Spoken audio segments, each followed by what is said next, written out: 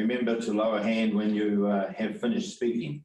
Now, I'm saying that, not knowing a hell of a thing what raising hand. Raising hands, that to me, not something in front of me. So I'm going to have my colleagues here do that if I need to talk. So, so can I just start, please, once again, welcoming you all and calling for apologies. I have 3 apologies in my hand right now with me, Tree Wellers, Annie Larry and Russell George. Any other apologies?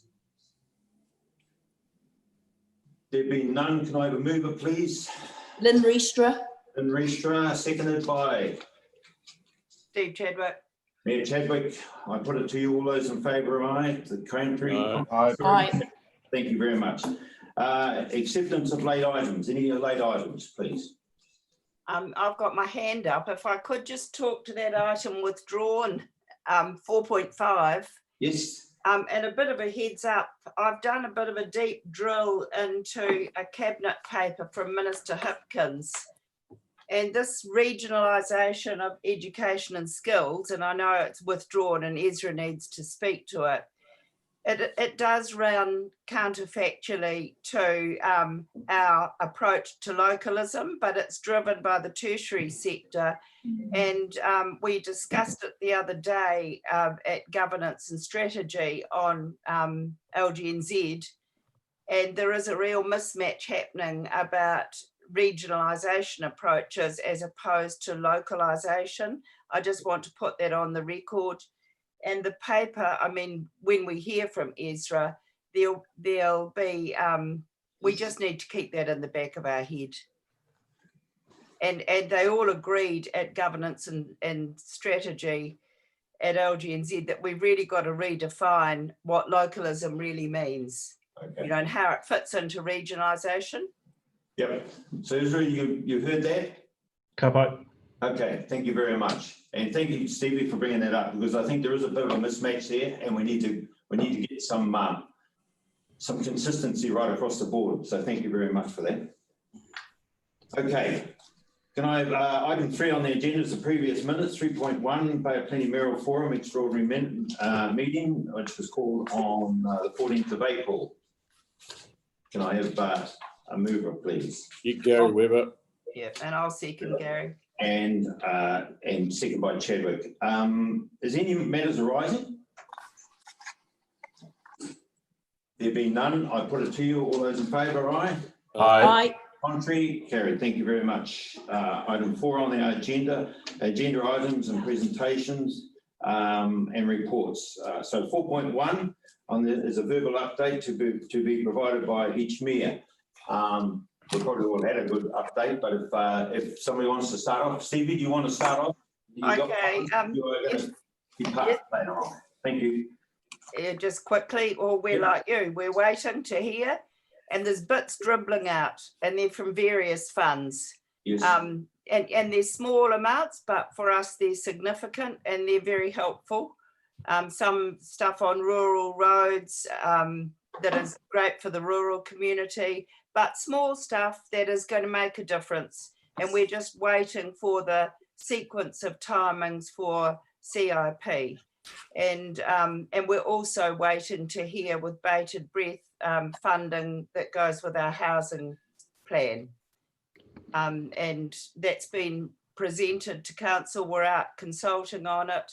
And the other one that we're consulting on through a special consultative procedure is our well, it's not really outsourcing, it's the Trilogy contract for management of wastewater, sewage and stormwater. So that's out in the community now, and we're waiting to hear their response back, but we then move to contracting. So that's sort of counterfactual a bit to the Three Waters approach too, but it's something that can be hooked into a wider regional thinking when we know where the community wants to go. Good one. Excellent, Stevie. Any questions of Stevie? Anybody comments? There be none. Stevie, I just want to ask one thing. Forestry contractors, are they going gangbusters again over there? Yes, they are. Yes, they are. I think it's our agricultural sector that hasn't really dipped at all. Forestry's building again tourism still hit, and some hit really hard, but been some good transfer of jobs from the tourism sector. And that's part of that tertiary paper on education, that I think, we have got some local skills that match our local need that we'd love to see developed. And I'm sure Ezra knows all of that. But no, we predict we're not going to really know the depth of the pain until about October, November. And it's once that second tranche of subsidies wears off, and then it really is the kicker. Yep. And we're feeling it. There's a lot of pain now, and it is the younger kids. We're worried about those under 24. But our Youth Centre Trust has got $1 million to match young kids into jobs and skills, and that's fantastic.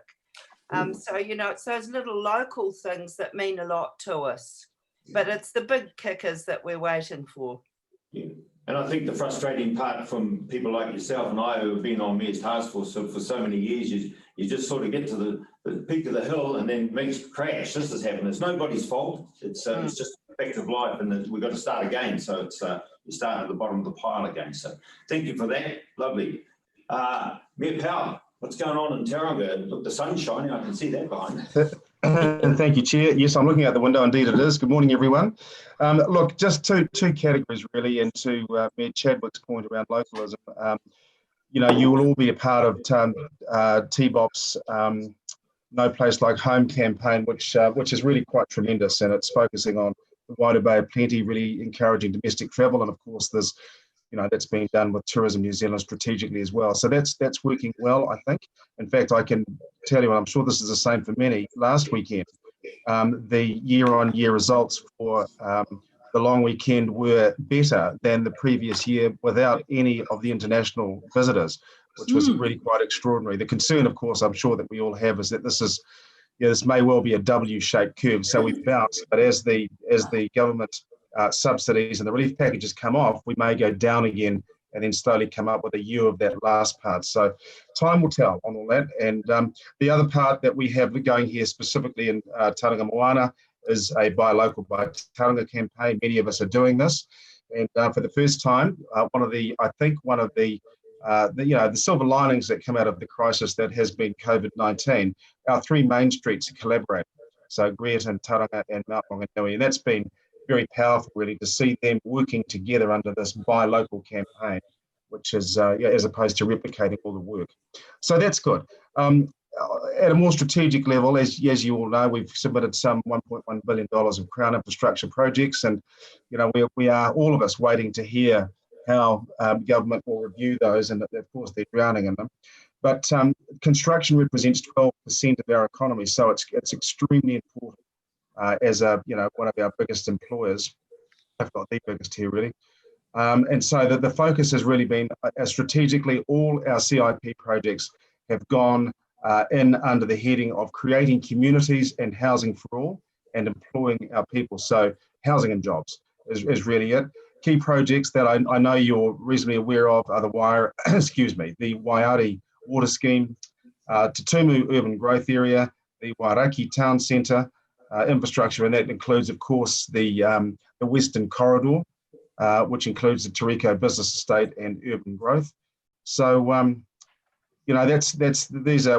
waiting, as we all are, because it's going to be very hard to plan accordingly without knowing where we stand in respect of the funding that's going to be required to act as a rational co-investment partner with central government. So it's been a busy period, and as we all know, and it's really great to be through it. I'm actually very relieved we're now at level 1, as I'm sure you all are. Thank you, Chair. Excellent. Thank you very much. Any questions, Gary? Tim? None? Okay. I think. Weaver. Oh, sorry. Can I just? Go on, Stevie. Yeah. Can I just add to 10B? 10B, your Queen's Birthday weekend stats match ours. A reported 4 times increase from the annual spend. So the domestic tourism is working. We just hated, I like the smell of Rotorua. You can imagine we kicked back to tourism New Zealand, and it's gone. So that's good. They come to see the mud pools. That's great, Stevie. Yeah, That's and fantastic. on tourism, just for the mayors too, I'm leading that tourism task force that's imagining the future of tourism New Zealand after COVID.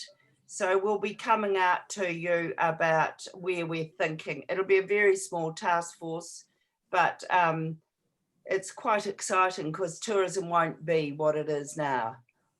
So thank you very much. Mayor Webber. Yeah, thank you. Well, I suppose like everybody else, we're still waiting on central government to let us know.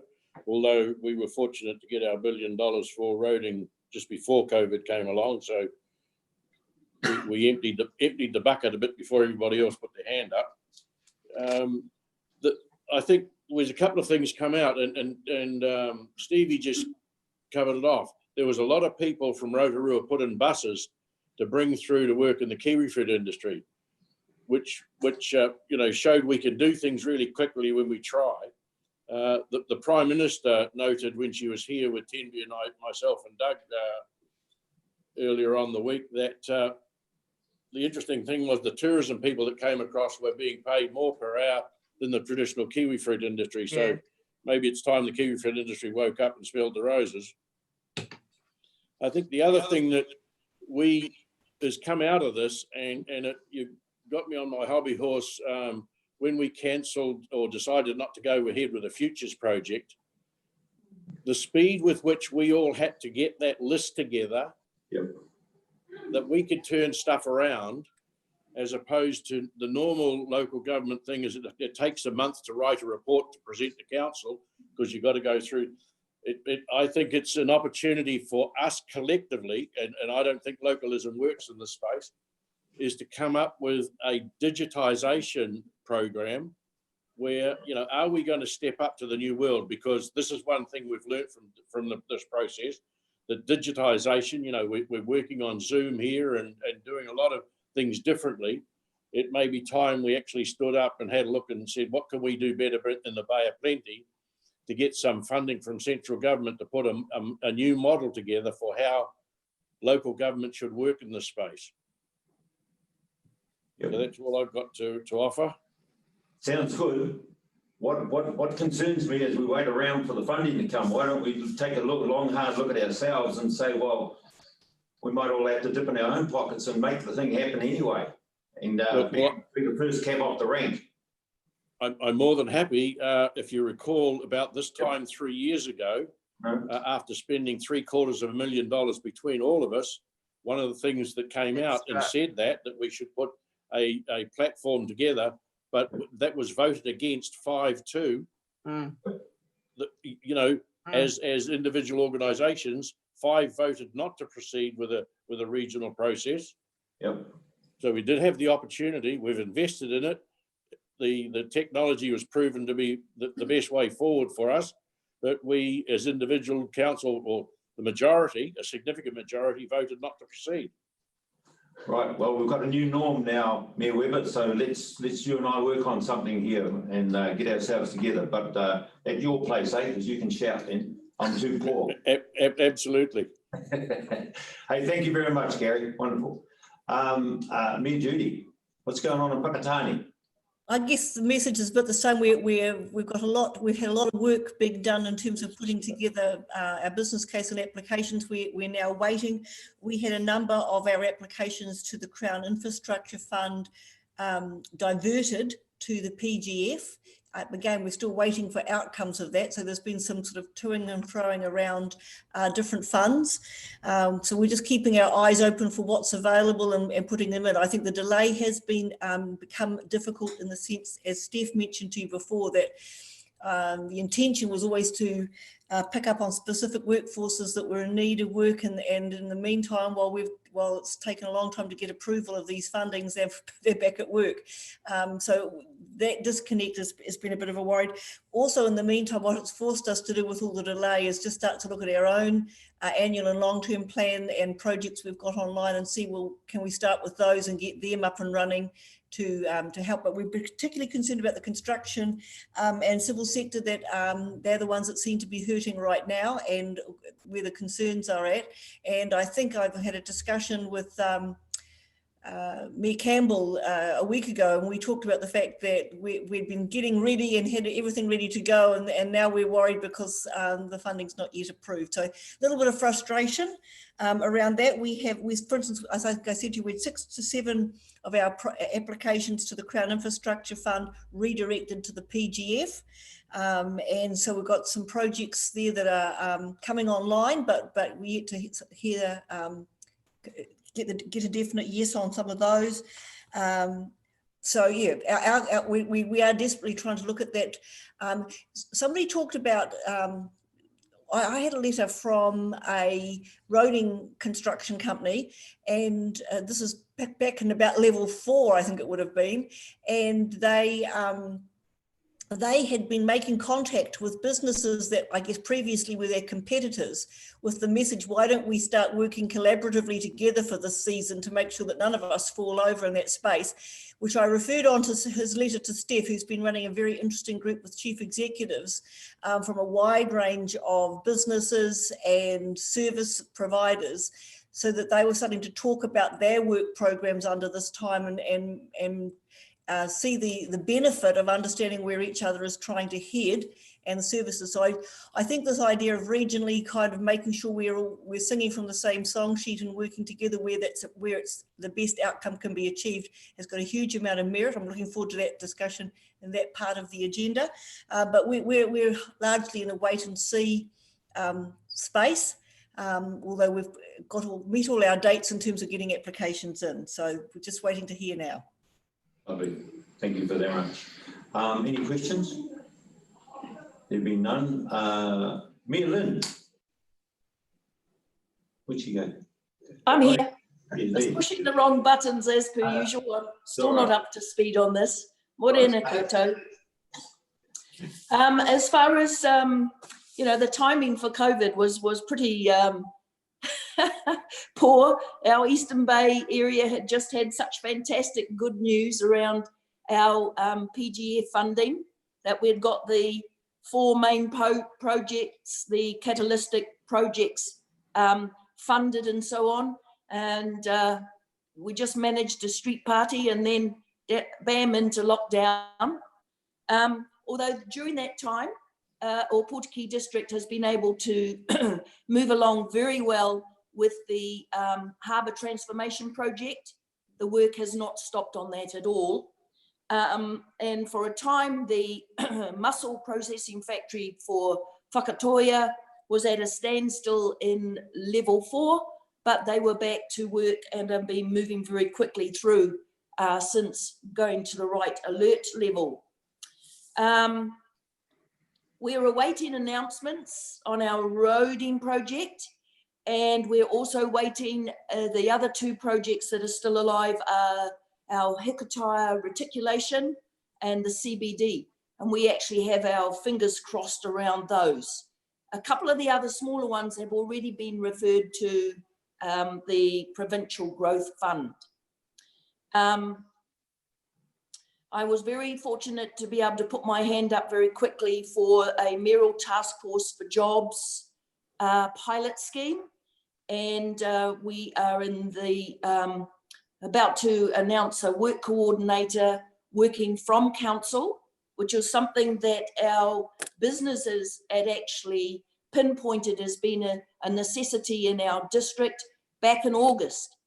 And in the meantime, we've been wanting to fund this. So this is a collaboration with MSD and Mayoral Task Force for Jobs to work with young people, the NEETs. If the pilot is successful, this will be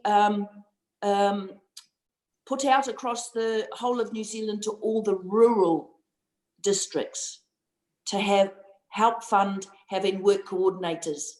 So that's actually a very exciting project for us to be involved in. With the harbour, the contract's in place with HEB.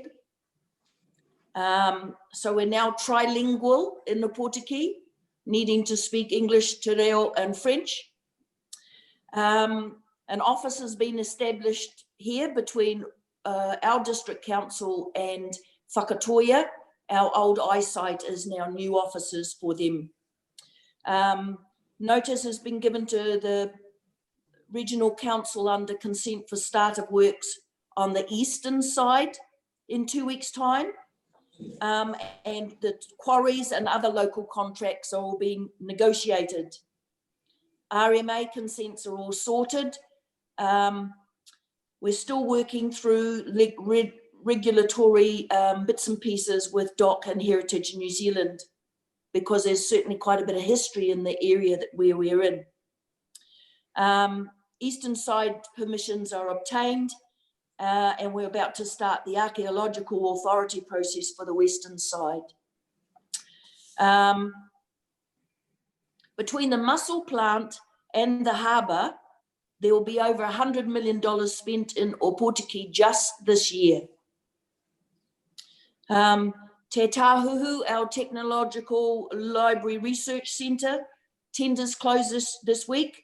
It's a too big a contract for our local tradies, but we have got all of them asked to be putting in for tenders to help with the subcontracts, which has worked really well.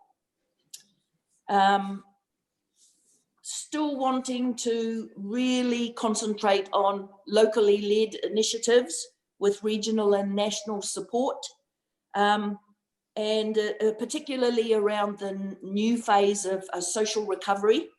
The social ministries, they have a presence and an active role to do.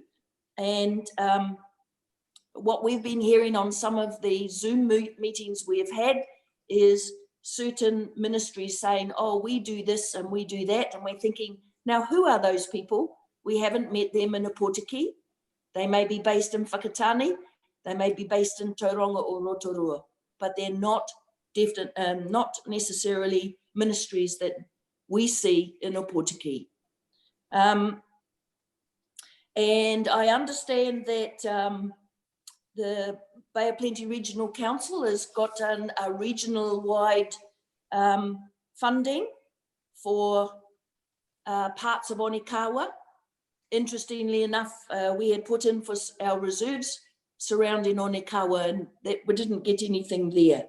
I'd hate to think that you were going to be contracting work out to people who are not locals with under that contract. If at all possible, please, once we get our work coordinator going, use our local people to be doing the work in our district. And that's it from us. But just the last thing I would say is just how wonderful I felt that the civil defence operation was run in the region, and how it worked through all of the other areas as well. That was huge. And I think that, well, we know that we have had a really good understanding of the work that needed to be done, but also that our people were well looked after. And that was through our local organisations, knowing whom they needed to see and had to get out to. So big ups to the civil emergency groups. I haven't had a chance to say formally and officially thank you very much from Opotiki District Council. And the speed at which we had to work was the most overwhelming thing that I thought about in that March-April period. The speed that the government had to work and the speed that each of us councils had to work blew me away. And the speed of change. That's a bit scary sometimes. Thank you. That's good, Lynn, and best of luck on your on the pilot scheme. I've been around the table here for about 25 years now, and the amount of pilot schemes that have gone through the Bay of Plenty, which is just about to have our own regional airport here. But I have to say that all the best of luck for you on that one. And the other thing, how about getting out there and feeding those bloody mussels, eh? Because these guys down here, they're screaming out for fucking toy mussels. I can't keep up with them. So August. do something about August. it. Thank you very much, Lynn. Malcolm, can I ask a question Yes, of Lynn? certainly. Yes, certainly, Steve. Lynn, well done with that NEETs and that in-house position for youth. That's Yes. fantastic. So that you can see a mix emerging around the region. The overlay that I think we've got to watch as mayors, and Ezra's coming in and he'll be listening, is the Mahitahi project that is based in Tauranga. How accessible is that? How many young people are being supported into apprenticeships through Mahitahi? So, I mean, Ezra can answer later, but that's the link that your in-house person needs, our youth centre trust needs, to link up with the skill sets need in each district. Yes. Well done, Lynn, that's great. Thanks for that, Steve. Great. Hey Gareth, what's going on in Taupo, mate? Is it, you know, I know your man's gone fishing, but you might have to send it in and tell us what's happening. Oh, thanks for that. I'd never speak for my esteemed leader, but look, everything that's been said, we're in the same place. Obviously, waiting for the CIP applications. We had all but one go through to the next stage, which was good. But like what's been talked about, it's getting sort of crunch time now of needing to have the answer to that in terms of the contractors and them needing work within the next sort of 3 or 4 weeks. Working with the PGF on a couple of other applications which we've had in the pipeline for a while, and some that have been referred through by SIP, so waiting for those. And like what's been spoken about, trying to bring our CapEx spend forward. We've got an airport redevelopment underway and a major lakefront redevelopment underway, which we've pulled both of those forward, both with some central government funding, which is great. So yeah, look, things are busy, as we've spoken about Queen's birthday, and in fact, since we've got down to level 2, our stats are showing that we're at the same as what we were last year, if not above, and often above. I guess the concern that we've got is the next couple of weeks between now and school holidays and what happens there. And really, yeah, we're putting all of our eggs into the ski fields opening on Ruapehu, which is going to happen July 6th is opening day for Whakapapa. So get your skis and come on down. So yeah, really waiting for that. And I guess the other big issue for us at the moment is our land developers and developers generally are finding it very hard because banks have basically just stopped lending for any development, any speculation type work. So a lot of them are sort of at that final stage. So as a council, we're getting called on a lot to be able to try and help out with that through development contribution holidays and things like that. So that's becoming more of an issue for us, despite the government funding. So that's where we're at, but everything else is very similar to what's been talked about. Excellent. Thank you very much. Any questions, Gareth? I don't know about coming down and starting in the snowy skiing, but we'll wait till the water warms up to come down there and do some water skiing. But I'm a bit of a sick when it comes to the cold. So. I welcome you anytime. Yeah. Chair Leader, you're sitting there very quietly. I'm going to hand over to Fiona. Excellent, thank you. Fiona. Good morning, Mayors. So for the Bay of Plenty Regional Council, we were very fortunate that a lot of our work was deemed essential through COVID-19. So we had all of our rivers and drainage workers out with our contractors. We were able to do a number of projects, particularly in the Rangataiki, to respond to all the improvements that we needed to make after the Edgecombe floods. So our staff and contractors have been fully utilised over the last few months. And we were also, as a region, very, very fortunate that April was a low rain. So we had no events during COVID, which we're very pleased about. In terms of our CIP projects, all our projects are still in process. We only had 3 going through, and they were around the flood schemes as well. So one was in regards to modernising the drainage infrastructure across the region. We had another one in terms of upgrades across all 4 river schemes. and the other one was in terms of Rangataiki floodway and completing that in line with the Cullen report after the Edgecombe floods. So we are waiting. We have been working with officials, and there is a further agenda item in terms of the green projects later on in the agenda. But I must say that we've been really, really pleased with the work with central government agencies, and in particular DOC this week. We've had a number of meetings with DOC. They have a significant investments that they can make in our region. And so we're working with them in terms of how we can get some of that funding into the Bay of Plenty. Excellent. Thank you very much. Any questions? I've got a question of Fiona. Is that right? Yes. Yep. Fiona, we really appreciated our briefing with our regional councillors on the green projects. It was great to just get that little slice yourself, and very, very valuable for us to hear. So thank you for taking the time to do that. And I love this opportunity for jobs that are going to come out of your projects. And I'm glad to hear that you're getting good funding responses. There's some funny bits though, coming out of MFE one day and then DOC another, and yeah. Are you finding that confusing? We're not, we're taking whatever comes, but it is sort of strange. So we've, I think with $1.1 billion for improving environmental outcomes, 11,000 jobs, that was announced in Budget 2020, there is still alignment that needs to be made. Central government agencies are working hard and fast at this, and they are setting up a governance group across all the main government agencies, MFE, MPI, DOC, and so that's coming. And so it's just a matter of getting that in place. And as you say, Mayor Chadwick, there's that balance between short-term getting jobs now and long-term wise investment. And so we're being keen on both of those discussions. And can I also ask you, with your expertise, if you're talking to big Māori and corporations, and I'm thinking of the visioning project that we're doing, and we're saying it isn't an iwi leaders group, it's probably FOMA or one of the big national entities that we need to talk to about unlocking the potential use and partnership with iwi.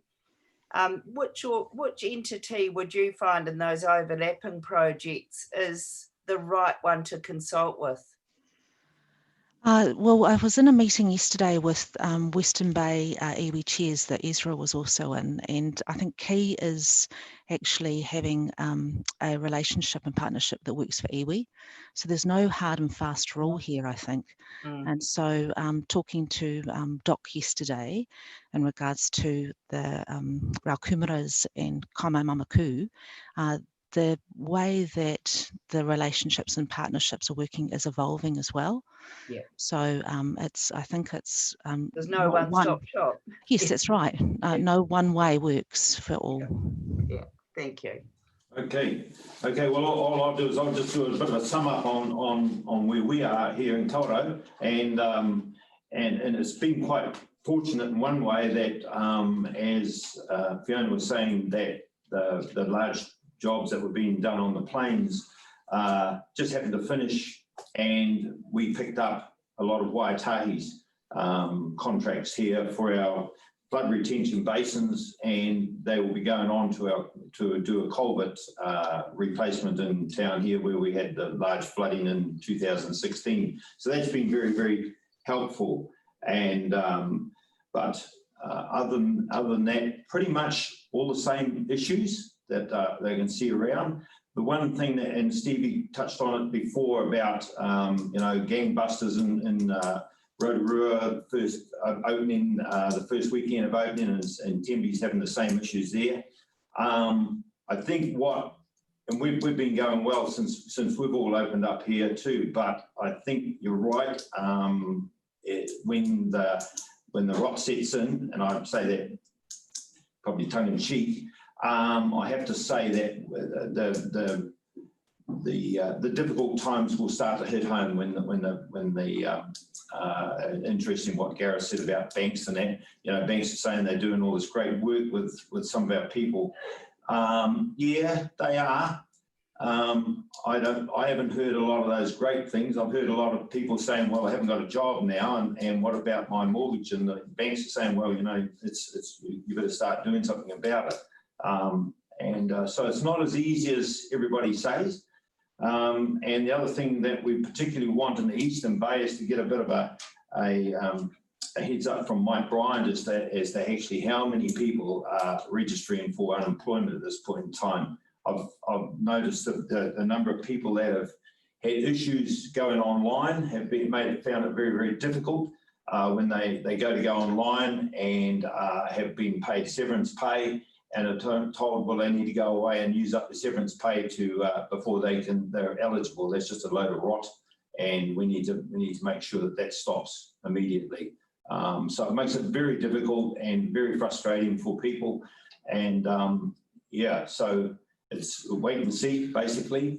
But I have to say that talking with Judy the other night and with Lynn, we are in the Eastern Bay here. We're sort of a little bit out on a limb, and we've just got to be very, very conscious of the fact that some people will start to hurt, as we've just heard. Some of the contractors will be starting to lay off. I know that some boat builders are starting to talk about laying off workers, and we just need to be very, very conscious of it, because if 200 or 300 people unemployed in the Eastern Bay will be very, very make things challenging. There you are. That's what it's going to be. So, but basically everything that you've all said, we're having the same issues here, but just in a lot smaller way. Thank goodness for that too, I have to say. But all the very best, and I think you've all done an amazing job over the shutdown. It has been challenging, but boy, oh boy, am I enjoying this Zoom business. It's great. I don't have to worry about traffic in Tauranga in the morning, or traffic getting into Rotorua in the morning, and it's all that stuff. But yeah, very good. Well done. Thank you very much. So if we can move on, please, because we have got some. So Tembi, 4.2, Tourism Bay of Plenty. You touched on that, no place like home. Do you want to give us a bit of a 5-minute rundown exactly what that's all about, please? Thank you, Chair. Well, look, it's really just to focus on falling back in love with the Bay of Plenty, not just the west, but the east as well. And saying, you know, and I'll speak from a Tauranga perspective specifically, saying we are more than just a beach. You know, we've got mountain bike tracks, we've got rivers and lakes, and not lakes, rivers and waterfalls and bushwalking tracks, and all those things that we want to encourage people to come back and just join in, and it's certainly and be a part of this wonderful environment. And that has certainly worked this last weekend, as it has in Rotorua as well, as Stevie reported. So, I mean, that is it in a nutshell. It's just a continuous focus on, on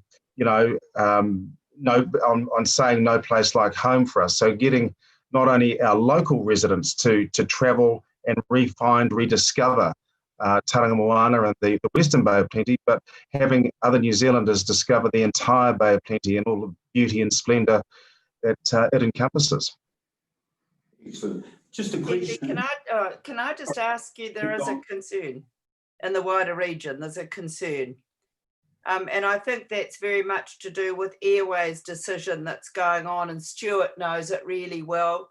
Airways with air traffic control and Air New Zealand. And if Rotorua moves into a restricted airspace, that will have an impact on rescue helicopters, Landsar, search and rescue, and inter-hospital transfers, and it will give Air New Zealand the exclusive rights to land at Rotorua.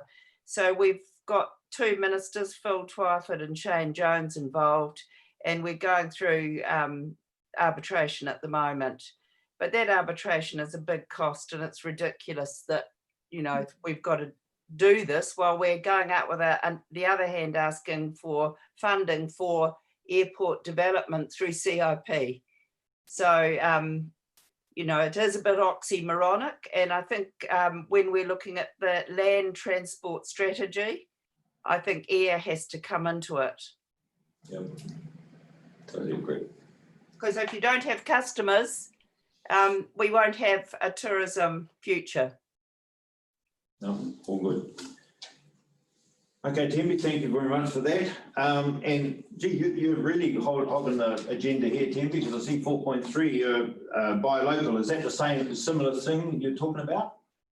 Yeah, well, it's what I mentioned before. It's the local main streets working together with others. So Greerton, Tauranga, downtown Tauranga, and Mount Maunganui working together on just the promotion of a buy local campaign, which is radio, billboards, flyers, social media, digital of various sorts, to say, look, let's support our local businesses, and let's most particularly support our local small businesses at this time and shop locally. And really, at the end of the day, Chair, it's competing with online shopping. I mean, it's not about people travelling to Auckland or Wellington to go shopping. It's about saying, let's support our local businesses physically here in the centres, as you will all be doing, and rightly so. And look, that's again, I would say that the stimulation is working, judging off the figures from not just Queen's Birthday weekend, but the days following that. So, you know, it's something that's I think very important, just to remind people that we have an opportunity to get through this together by making sure the money recycles through the local economy. Sure. Tim, just a question. Cruise ships. What's the gene on that? Are they going to be able to come into Tauranga shortly? Or well, no, I don't think so. Personally, I think we're a while away. The reality of cruise, of the $1.1 billion that we generate in the Western Bay of Plenty for tourism, cruise only contributes 90 million to that. So, you know, it's a big amount of money. Don't get me wrong. But it doesn't have the same impact that the international tourists have on Rotorua and Queenstown, for example. But no, I honestly don't see them coming back for a while yet. Obviously, international borders will need to reopen, and we'll need to see how that goes first of all. And, you know, unfortunately, the brand of cruise right now, given what happened with a couple of them, I think it's going to take a while to get over, really. And I would imagine that international customers will be wanting to have great reassurance that they won't, in fact, be getting sick on what's now been described as a floating petri dish, which is a hard brand to get over. So my pick, Chair, is that it's going to be a while yet. Will they be back this season? One would hope so, but I won't be surprised if they're not. Okay. Thank you very much for that. Malcolm, Yes, could I make a comment? certainly you can. I just want to go back to the comments you made regarding the example you quoted was the current approach, or Gareth also covered it, the current approach of banks. And Yes. I think that you're right on the money. And part of our job is to try and read the tea leaves as to where we think issues are going to line up. So I'm talking, 3 to 5 years or maybe more out. What is apparent from my point of view, and if you really think about it, that the current issues we're dealing with COVID and the financial fallout, human cost in terms of jobs, will pale into insignificance if a current trend that's developing in the macro global sense comes to the fore. So what I'm talking about here is whether it's a response to COVID or it's just evolving, is the trend towards multilateralism. So that's essentially, for the last 30 years, we have been talking about globalization, which is free trade, et cetera, et cetera. What we're now moving into, and it's becoming quite evident, is a level of protectionism from some of our historically big trading partners. Now, if this goes pear-shaped in terms of the impacts on the New Zealand economy, as I said, COVID will pale into insignificance in terms of the economic cost to all our communities. Gary Webber, he understands this. Stevie will understand this, given her time in the government. And we should take note of what David Parker has said in the last few days in terms of the Crown or the government having negotiations with the European Union in terms of free trade agreements, which is essentially the doors are closing rather than opening. So I just think, whether it's that or whether it's photosanitary trade barriers, these are clouds on the horizon that we should not discount and that we should collectively be thinking about. If it does come to the fore, how the hell are we going to handle it? So I just think, we need to lift our horizons in terms of our longer term thinking on some of these things. Be interested in some of the other comments. Any other comments on it? Could I just add something? I think you're spot on there, Doug. And those are the things that creep up on you while you're focused on CIP, you know, and other stuff takes you. And it might be worth getting David Parker into the region. And there are also some interesting trends on forestry land, you know, so I think it would be a great future briefing. And the other bit is a thought, not on the multilateralism, but I think that's very interesting, and our chambers of commerce would be interested in joining us at a regional forum. So that's just thinking and doing things a bit differently around that. I'd totally support a regional discussion there. Sure, no, that's a good one. The other one is what concerns me, if we could get David Parker into the area would be great. I think, although my discussions with David Parker in the past, even when he was in opposition, was not great, was not fruitful, and that is the power charges that we're all going to have come down on us in the next little while. And I know what it's going to do to the industries in Kawerau, and particularly Norski. And they were talking about that could tip them over, so it's going to happen now, and that's a bit of it could be a bit of a travesty, and it's going to get every small operator about $150. But you can imagine what it will do to places like Norski and Kinleith, when it's better to shut their machines down and they'll actually make money rather than lose it. So that's a real concern. So should we have a resolution that we have a regional forum that invites Minister Parker, because there are other issues there about the waters. Yes. It'd be good to hear him on, you know, and that would draw quite a few people, I think.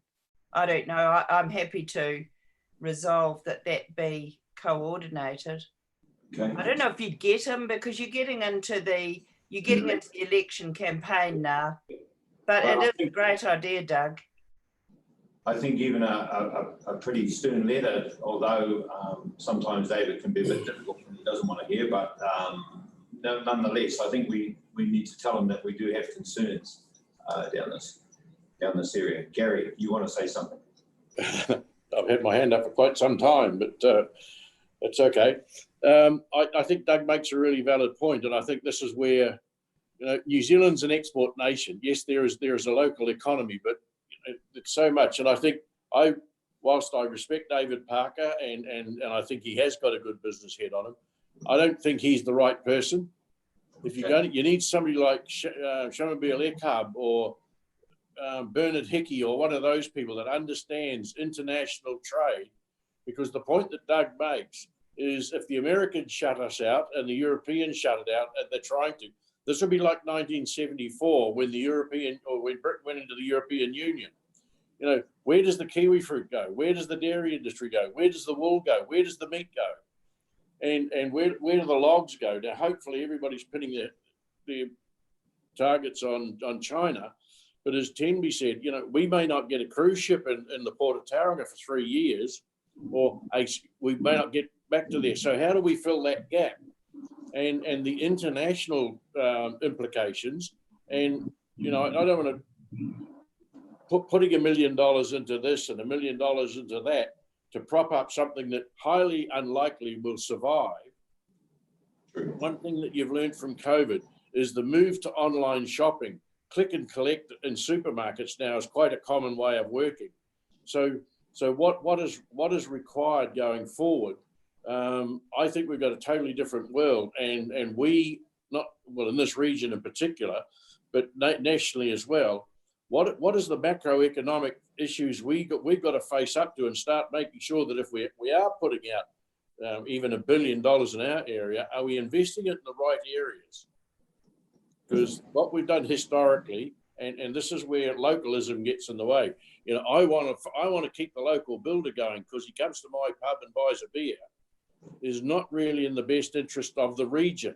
So I think that's where we've got to start making some hard decisions to say where is the economy going and where are we really best to start looking at it.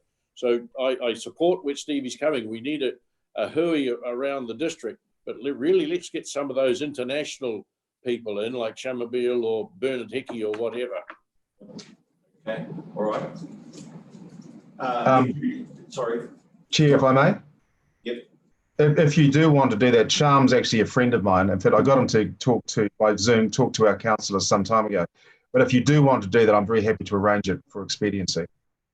Well, I think we should make that decision here and now, shouldn't we? If we get them in here and have a talk to us all, it would be a great thing. Gary, how do you say? Yeah, I agree completely. In the large organisations like Fonterra and the apple pear industry in Zespri, that's who they get into to try and give them an idea. The governments are not, no disrespect to politicians that have been there, they're more into building legislation, not reading what the macroeconomic world is doing. Okay. So Malcolm, why don't I'll make the offer that between Tenby and I that we'll see if we can arrange something, because you can get Summerbill, but essentially you want some people who have been at the coalface of these real hard international trade negotiations. And they are some people from Foreign Affairs and Trade, of which David Parker heads up. And I think if you had a blend, a couple rather than just one, you'll get a far more worldly view of some of the difficulties that we're going to face as a nation, given some of these things play out. Doug, Stephen Jacoby might be wanting to talk as the APEC Secretariat for New Zealand. He talks very well about all these issues, if that would help. Well, I'm with Doug in this. People like Tim Grosser that have been at the coalface and know what it's like when you're trying to, these things take years to change. But I think, a collection of really good speakers that fills in half a day is really worthwhile. Right, well, Doug, can you and Tenby and Gary get together, heads together, and see if we can get something set up, please? But particularly, I mean, as I say, I've loved Zoom, but let's do a face-to-face one on this one, eh? Yeah, no, that's fine. That's fine, Malcolm. But you're exactly right. Your industry sitting around Kawerau only needs a unilateral or a multilateralism approach that says you're going to pay so much duty to get your product into a particular market, and Kawerau will look like a different place. Yes, and that's, I've had that spelt out when Norski were flying me to Wellington to negotiate these sort of things. That was back in 2017, 2018, and then it went away. Now it's come back with a vengeance, but and it could be very, very painful for us. And if it happens to a big outfit like Norski or OG, that can have an ongoing effect that, like you say, pales in significant what we've just been through, particularly for our area anyway. So thanks very much. So I'll leave that in your hands, Doug, and Tenby and Gary, please. Yep. Excellent. Thank you very much. Okay, can we move on then, please? Because I know we've got speakers sitting in the wings there. And 4.4 on the agenda is Ezra. I know you've been sitting there very, very listening to all what's going on. So thank you very much for your time. And you've got a central government update on COVID-19 recovery. And I see you've got Clinton there with you. So we're in your hands, my man. Thank you. Thank you, Mr. Chair. And can I just echo the comments from Mayor Lynn earlier on, acknowledging the work that our civil defence colleagues have done, because I think it's exemplary. So it's a real pleasure having Clinton alongside with me, as well as all the other regional staff as well. Mr. Chair, just one point of clarification as well, and probably, and my apologies, I should have informed the Secretariat that probably within this context, I note in the agenda it's got me as the Director of Education, and although that is my substantive role, in this context, as a public service lead for the Bay. So I just really want a point of clarification. Okay, thank you for that. No problem. What I will do now is just, I'm sure my colleague Clinton here will come alongside me. But the purpose of this item is just to give you an overview of caring for communities and the transition of what's been happening as a result of COVID-19. So as you're aware, during alert level 4 and 3, the government recognised the need for a real unique and prolonged approach to support New Zealand communities. And so as a result of that, they've established a caring for communities work stream. The governance group at a national level is comprised of central government agencies, and it's chaired or sponsored by the Chief Executive of MSD, Debbie Power.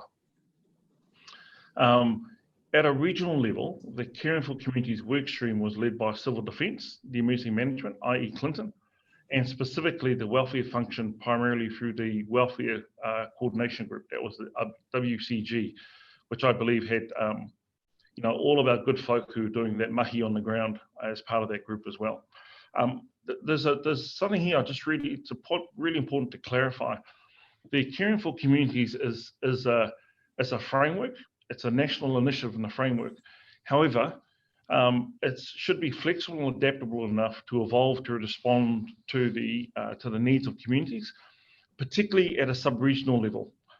And that's really important to note. So Caring for Communities, it's a national framework. However, what's really critical here, and certainly what I'm hearing coming through, is that the mahi is actually done at a sub-regional level, at a district level. And that is something that both Clinton and I are really committed to, is that making sure that the work is done at the sub-regional level. With the move now to when we move to alert level 2, the government signalled that transition of the Caring Communities workstream led by Civil Defence to MSD. And I've had a number of really good meetings, both Clinton and I, with our MSD colleagues, specifically Mike Bryant as our Commissioner. And so the Bay of Plenty Civil Defence Emergency Management Group Controller and the Bay of Plenty Commissioner for MSD, Mike Bryant, are currently finalising a transition plan in this regard as well. Moving forward, I think, and this is really critical, is that the Caring for Communities workstream will be led by MSD, by the Ministry of Social Development, alongside others as well. And at this point, they're currently finalising a transition plan.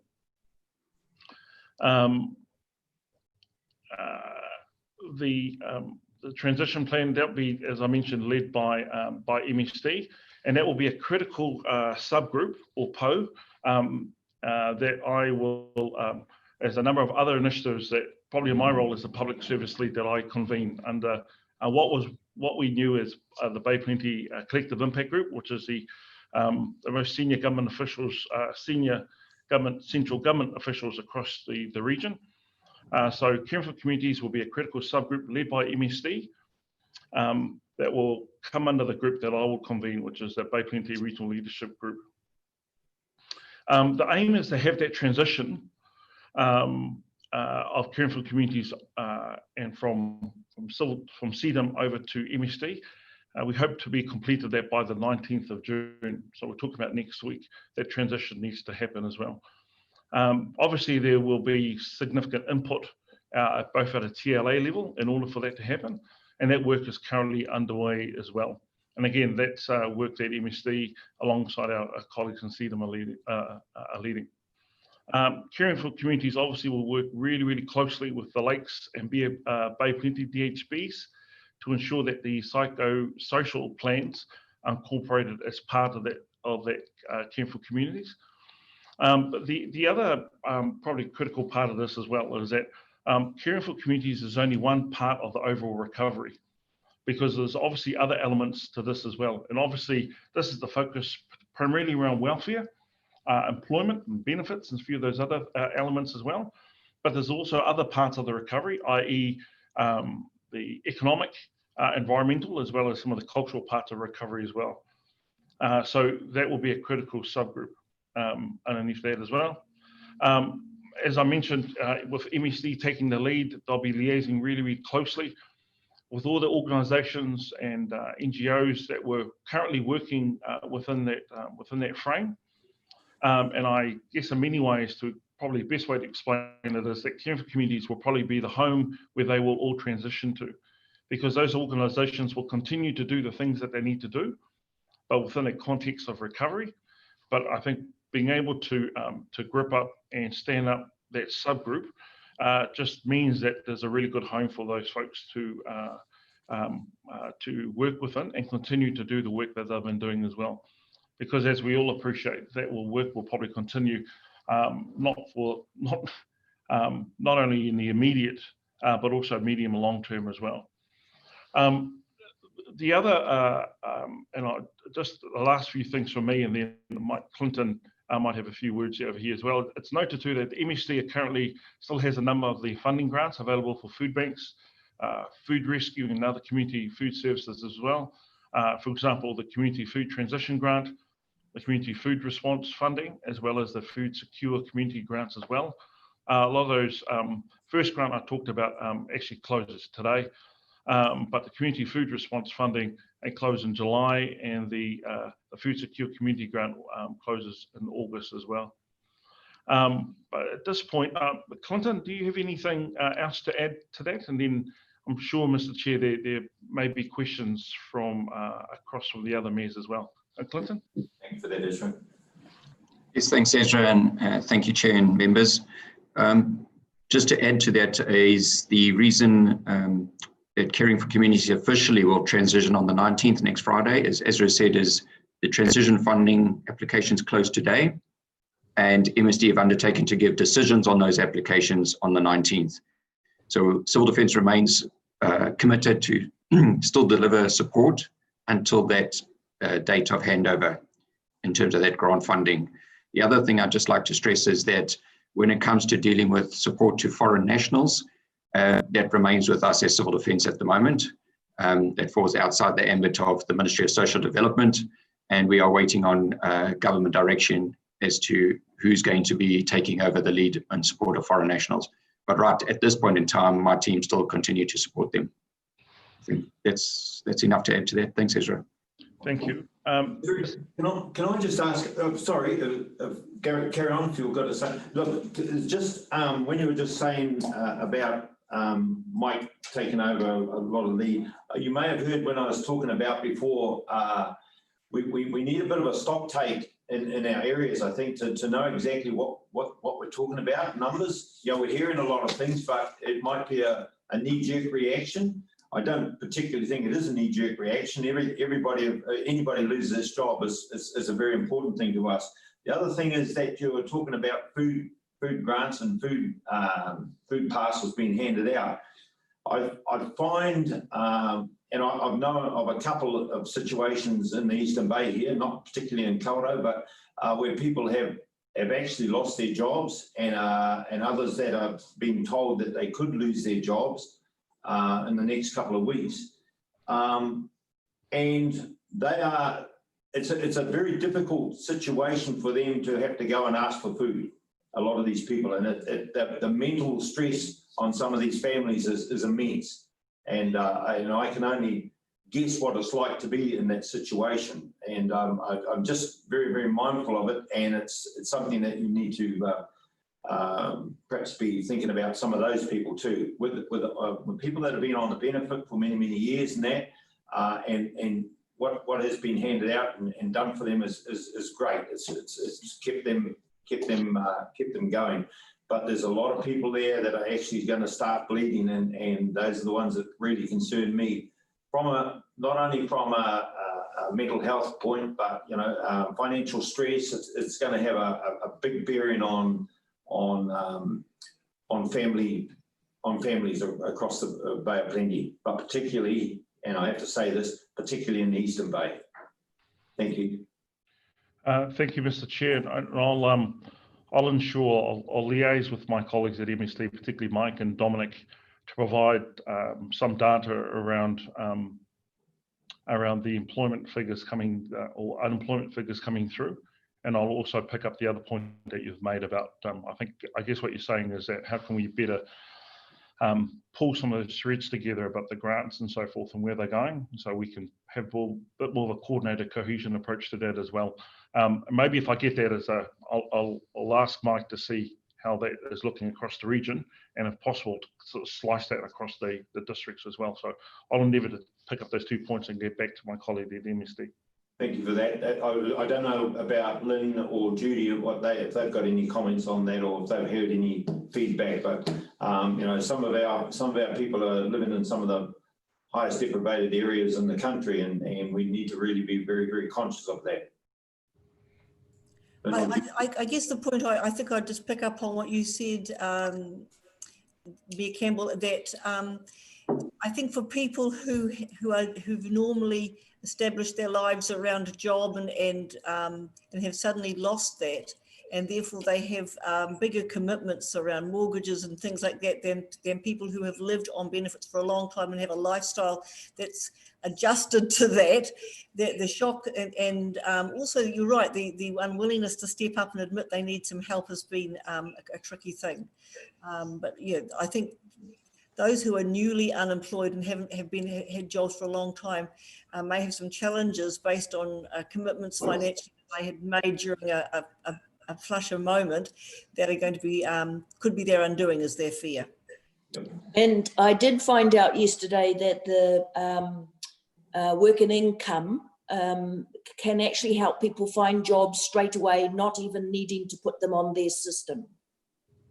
So it's a person who's lost a job, it is their choice. They can go to work and income and say, please get me another job now, and they will help with that.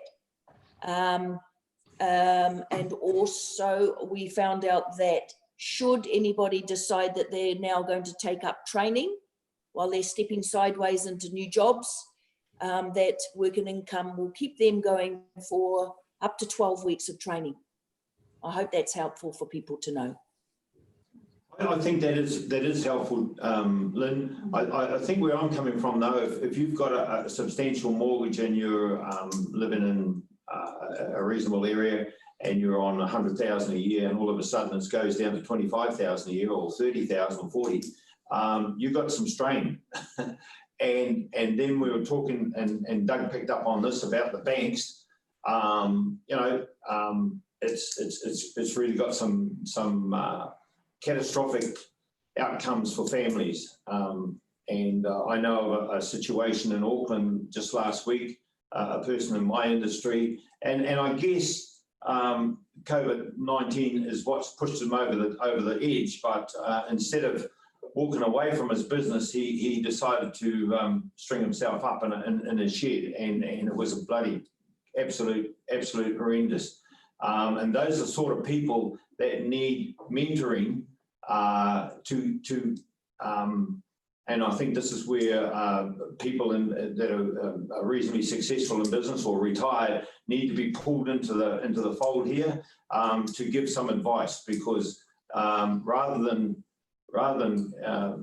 do away with yourself, I'd rather see somebody walk away from his problem rather than get carried away. And that's how I see life anyway. But you know, there's a lot of people that, and I'll pick on Gary Weber for instance. You know, he's got a lot of advice that he could be sharing with people that are under huge stress. Now, Western Bays went through this only a number of years ago when the kiwi fruit industry fell over, and I know mental health played a big part in the issue. So this is where I'm having concerns, and I think it's going to start hitting home here shortly. Like was said, the farming industry is going great, and that's good. But boy, oh boy, if you've got a large mortgage and you don't know where to go from here, some people always try to take the easy way out. And as far as I'm concerned, that's pretty bloody disastrous, to be honest. So yeah. So there's that mentoring thing too, Ezra, that could be utilised. And people have been to the other university, and that's called the University of Life. And sometimes if it can save a life, well, it's a hell of a lot more than what you would learn in some of these other universities I hear about. Thank you.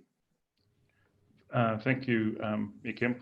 Can I probably slightly digress, but we talked about the employment opportunities, and sort of related to that conversation, and probably taking this hat on and putting on my substantive hat as the director for the Bay for Education. You may not be aware, I've now spoken to several of our CEs recently, that the government announced last month as part of the budget an additional extension of the Food in Schools program to another 200,000 students. Yes. So it's a real pleasure to let you know across which Mayor Campbell, where all of the schools in Kaurau are part of that. But just so you're aware, and for the record here, that earlier this week, we've extended that program from 21 schools across the Bay now to 104.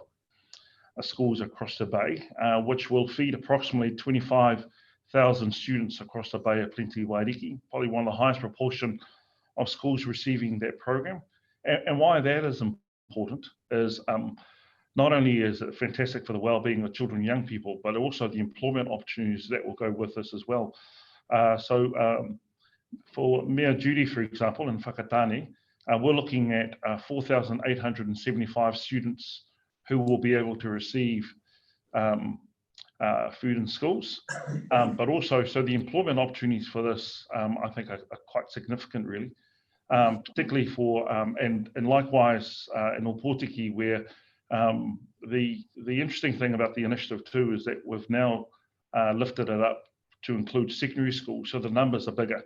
And for Rotorua, I know Mayor Chadwick isn't online, but for Rotorua, including the secondary schools, particularly 3 or 4 secondary schools now, that number now will increase to Rotorua to about 4,000. So this is in addition to the students in the first tranche.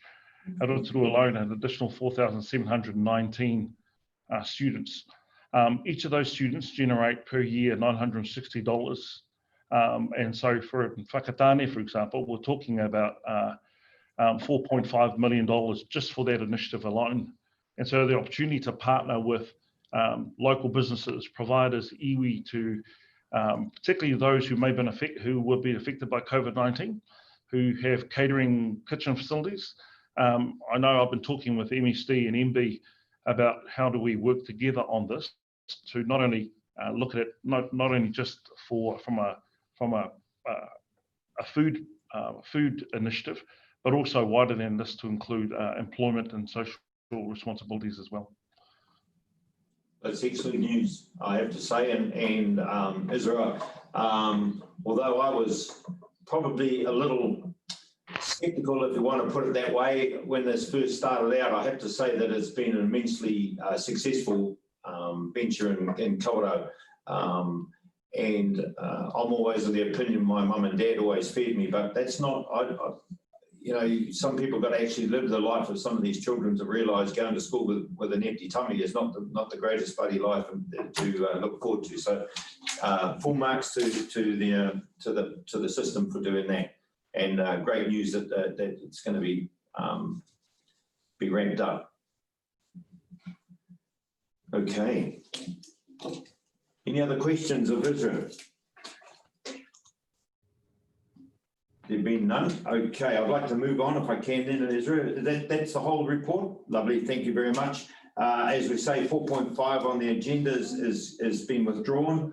And so 4.6 and Namuta Potasi and Chris Ingle, you're around somewhere? Tēnā koutou, can you hear me? Hey, how are you, mate? All good? So you're going to give us a report on the regional green projects, is that right? Yes, absolutely. Can you hear me? Yes. Yep. And can you see the screen? Yes, we can. Perfect. So tēnā koutou, mayors and chairs. My name is Namuta Potasi and I am the General Manager for Strategy and Science for Turin Bay of Plenty Regional Council. And here with me today, I have Chris Ingle, who is the General Manager of Integrated Catchments. So while I cover strategy for the Regional Council, Chris is the operational action delivery component. Here today to talk to you about green projects. And so just to set the scene a bit, in terms of regional recovery, before we go specifically into the green projects, the focus of our regional recovery work is looking at how we can help the region recover quickly and well. And our regional recovery work has 2 key components. The first is our regional recovery program of work, which is specifically focused on action on the ground now, looking at employment opportunities and economic stimulus, and that's where the green projects fit under that umbrella.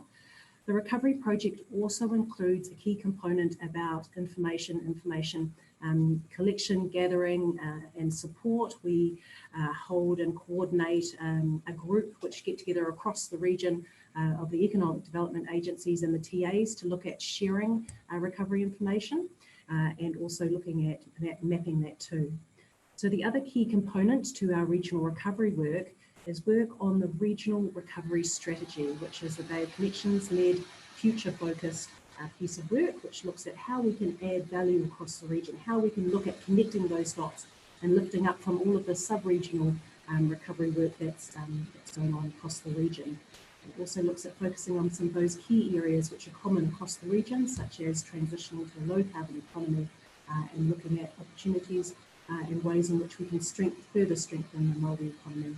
And the key milestone for that is due in September. So I'll hand over now to Chris, who's going to go into a bit more detail in relation to the green projects. And that was just the slide in relation to those two key components of work. So I'll hand over to Chris. Lovely, thank you. Thank you, Namuta. Yes, Chris Ingle from Bay of Plenty Regional Council. I've been involved, I'm the Integrated Catchments GM, so I'm involved in organisational delivery of programs anyway, but for this one I've been tasked by Fiona to look into how we can create employment in the region through making the best of the Crown offerings through the budget 2020.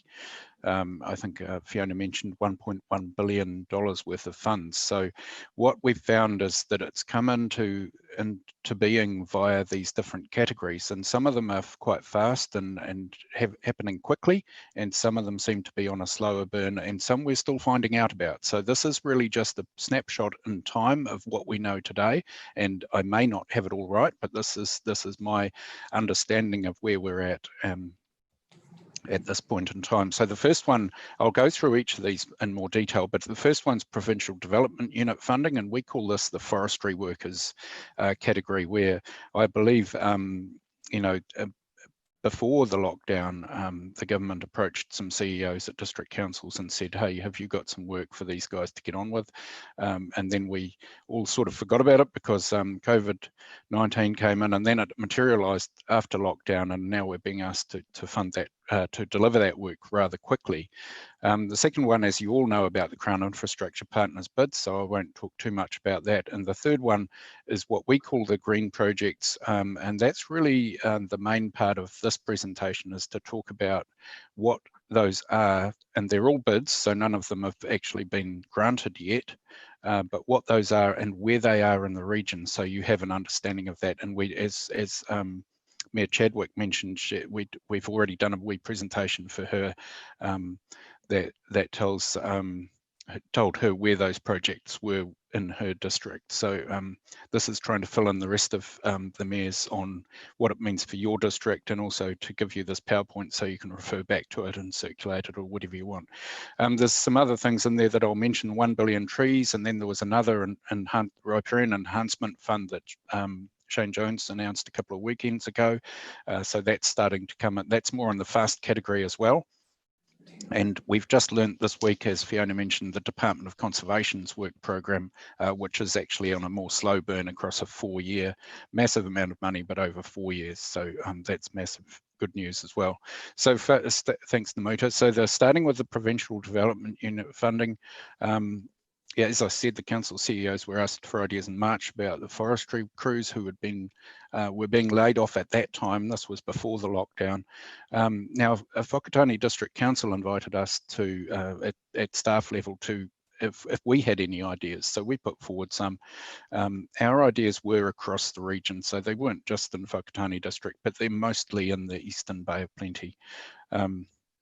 And some of those include things like coast care, track clearance, or track upgrades. I think Mayor Roastery, you mentioned earlier the work in the regional park, the Onakawa Regional Park.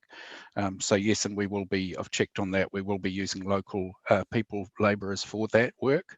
And I understand we're working together with your people on, because we jointly manage that parkland. So hopefully we can work together on that. Wilding trees, we managed to get some, or it hasn't been announced yet, but it looks like we'll be getting some money for clearing wilding trees. Particularly, there's apparently a tree called Japanese walnut that spreads very quickly and it clogs up waterways, and we just want to get it away from the water. So, you know, when you get a flood happening, the water doesn't get clogged up and cause problems. So we're going to use some funding to do that, and that will be across the Eastern Bay pretty much. So you'll see this work starting to happen hopefully over the next few weeks and months, and I will be in touch with your operational people to talk about the when and where and how and that sort of thing. So we'll keep you informed once we get an announcement and a decision on this. But this is probably one of the early start and sort of get this done within 6 months. Oh, and the social procurement requirements. So there are some social procurements requirements that we have to employ people who have become unemployed due to COVID-19, and we also have to give weight to employing Māori Pacifica people as well. So those requirements are sort of a new way of doing things in some ways, and so that's something that we'll be paying pretty hard attention to. Can we go to the next one? This slide I probably don't need to talk about much because I think this group's already seen these projects, and Fiona mentioned them again. And this is one where we're just still in waiting mode. So we don't know yet when they're going to be announced, but they are still, all 3 projects are still live. So they haven't been crossed out yet. So we're hopeful, particularly the project 1, the Ringatoki floodway, will get some ground funding. And now we're into the green projects. So these are just project bids at this stage, and I understand that Ministry for the Environment trying to coordinate this work on behalf of MPI and MFE. So and maybe a couple of other government departments there. So the modernising scheme drains to best practice has already been mentioned as that's a CIP project as well. There's a fish care Bay of Plenty that's trying to improve fish passage in streams. We don't know which of these that may get funded or not, but we've put them all up there for ideas. Upgrading Bay of Plenty Marae on-site wastewater systems has been an idea that's been floated.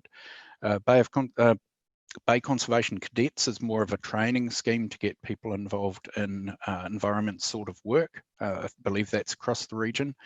Coastal Bay of Plenty Pest Plant Service Delivery, that's a sort of as a result of our pest plant management plan and trying to get some assistance for landowners who perhaps are not so good at complying with the plan rules to get the work done. We're rather hopeful that one will flow because it'll accelerate the work that we do with pest plants across the region. We have some priority ecosystem management areas, or as we call them, priority biodiversity sites, mostly on private land, although we are working in partnership with DOC on these. And currently we are funded a small amount of money by council each year to do work on those, but we've asked for a funding boost for that. So that's fencing off wetlands and natural forest areas on private land. Probably SNAs in your district plan as well. Japanese walnut control, I mentioned this. This is work we may be getting underway very quickly in the Eastern Bay and in other parts across the region. And then we've broken this up into different sub-regions as well. So this is the Mayoral area, or the Western Bay.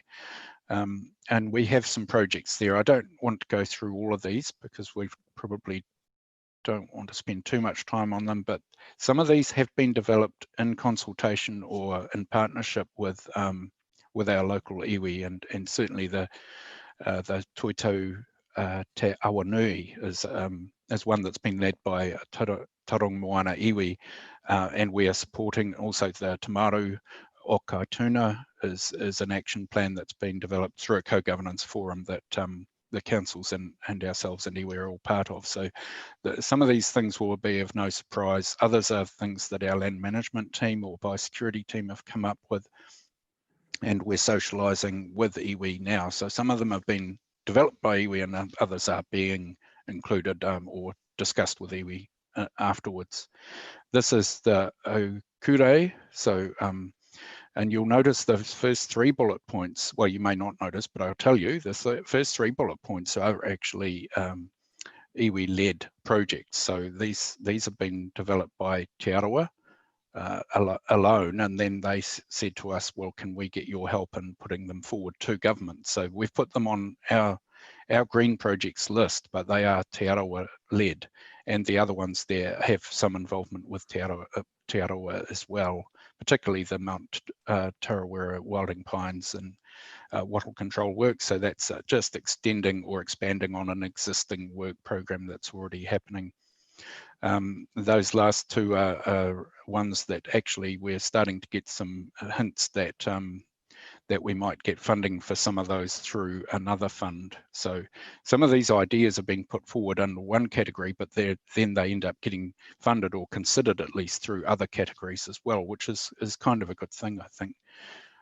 Then finally, the green projects in the Kohi part of our region, which is of course the Eastern Bay, and you'll notice the top two there are Te Whānau Apanui, and we're getting some very positive noises out of DOC now saying that the Raukumara project is all go now. So they have their own funding. I think it's $5 million over 4 years for the New Zealand as a whole, but Raukumara is certainly at the top of their list. So so after that, we've got some other ideas that have come through Manganui. That's an old site there that needs to be tidied up or could be tidied up. Waiweka Estuary, it's a discussion we had with staff, so that hasn't really gone very far yet, but that's about the estuary and planting and using some land there as a floodway more officially, because it is a floodway anyway. So we need to discuss with the landowners before we take that any further. There's some Otara River whitebait enhancement proposal. This has actually come from Aileen, from the CEO of the District Council, reminding us of that opportunity. So we're putting that forward. And then again, the priority ecosystem management, the Whakatane PDU work that I mentioned earlier, and Japanese walnut. So there's a lot about to start. Now I can't leave this without telling you our success story about 1 billion trees. We've been trying and trying for some time to get some work sorted here with Te Ururako, and we have now achieved a signed agreement which provides for 700,000 for subsidising new plantings of native plants for sites of a significant scale. They have to be greater than 0.2 of a hectare over the next 2.5 years. So this basically makes it cheaper for landowners on private land who want to retire some of their land and plant it out in natives. It makes it cheaper for them to do that, and that's across the region, so that applies everywhere. So that's great news. And that's my last slide, but I can say that we have been talking with the PDU on riparian enhancement, the announcement by Shane Jones a couple of weekends ago. We're working with them on that and are very hopeful that we'll get some of that money into the region and use it for local employment creation. And also, as Fiona mentioned, the conversation with DOC, that's only happened this week, but we are certainly going to be working alongside them from now on to try and collaborate and make sure that we're not either duplicating or cutting across each other in terms of agency delivery. And that's me, thanks. Excellent. Timmy, you wanted to ask a question, did you? Yes, please. Hey, look, thanks for that. Fantastic, and congratulations on all the work that's being done. It would be great if we could code on anything to do with Mayoral. Obviously, we've got a lot going on with iwi there and a number of areas. So it would be fantastic if we could code various levels of activity. A, so not to replicate, and B, to just make sure we're heading in a common direction, perhaps. Yep. One thing I initiated, actually, it was the Western Bay GM Gary Ellis that initiated it, was perhaps we should have a gathering of the GMs that are doing this sort of work and coordinating it for the district and regional councils, so that we can share this information, because we haven't done that so far other than informally. So yeah, Gary and I are going to pull that group together. Great, Chris. That'd be really appreciated. So yeah, fantastic. Much appreciated. Any other questions? Anybody have any questions for Chris?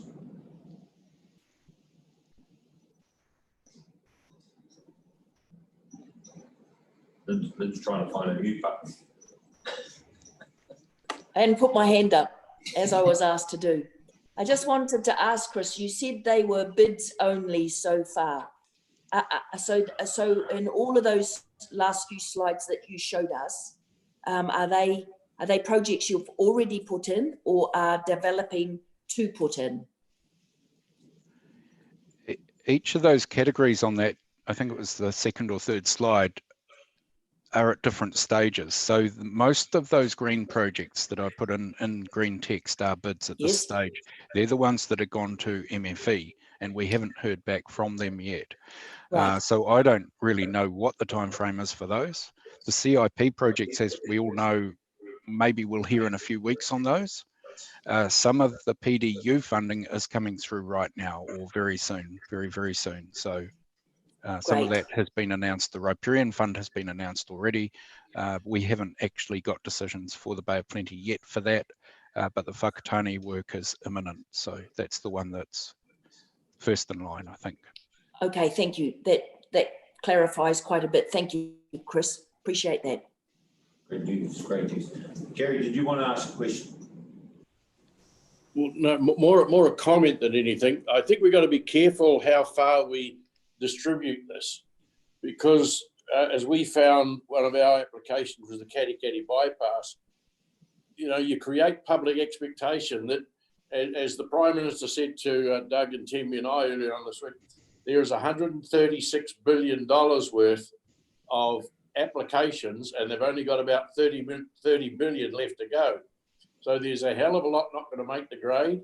And I'm just a little cautious about how much public expectation we create out there that we're not going to be able to deliver on. So we're trying to be a little cautious in where we go, just for what it's worth. Thank you for that, Gary. Any other questions of Navedu and Chris? There being none, thank you very much for that presentation. Wonderful. And thank you for your time. Beauty. Okay, 4.7 on the agenda. We're getting near the end now. Regional wide financial strategy by Matt Taylor, Chief Financial. Hi, Matt. Welcome aboard. Hello, good morning, everybody. Hope you can hear me nice and clearly.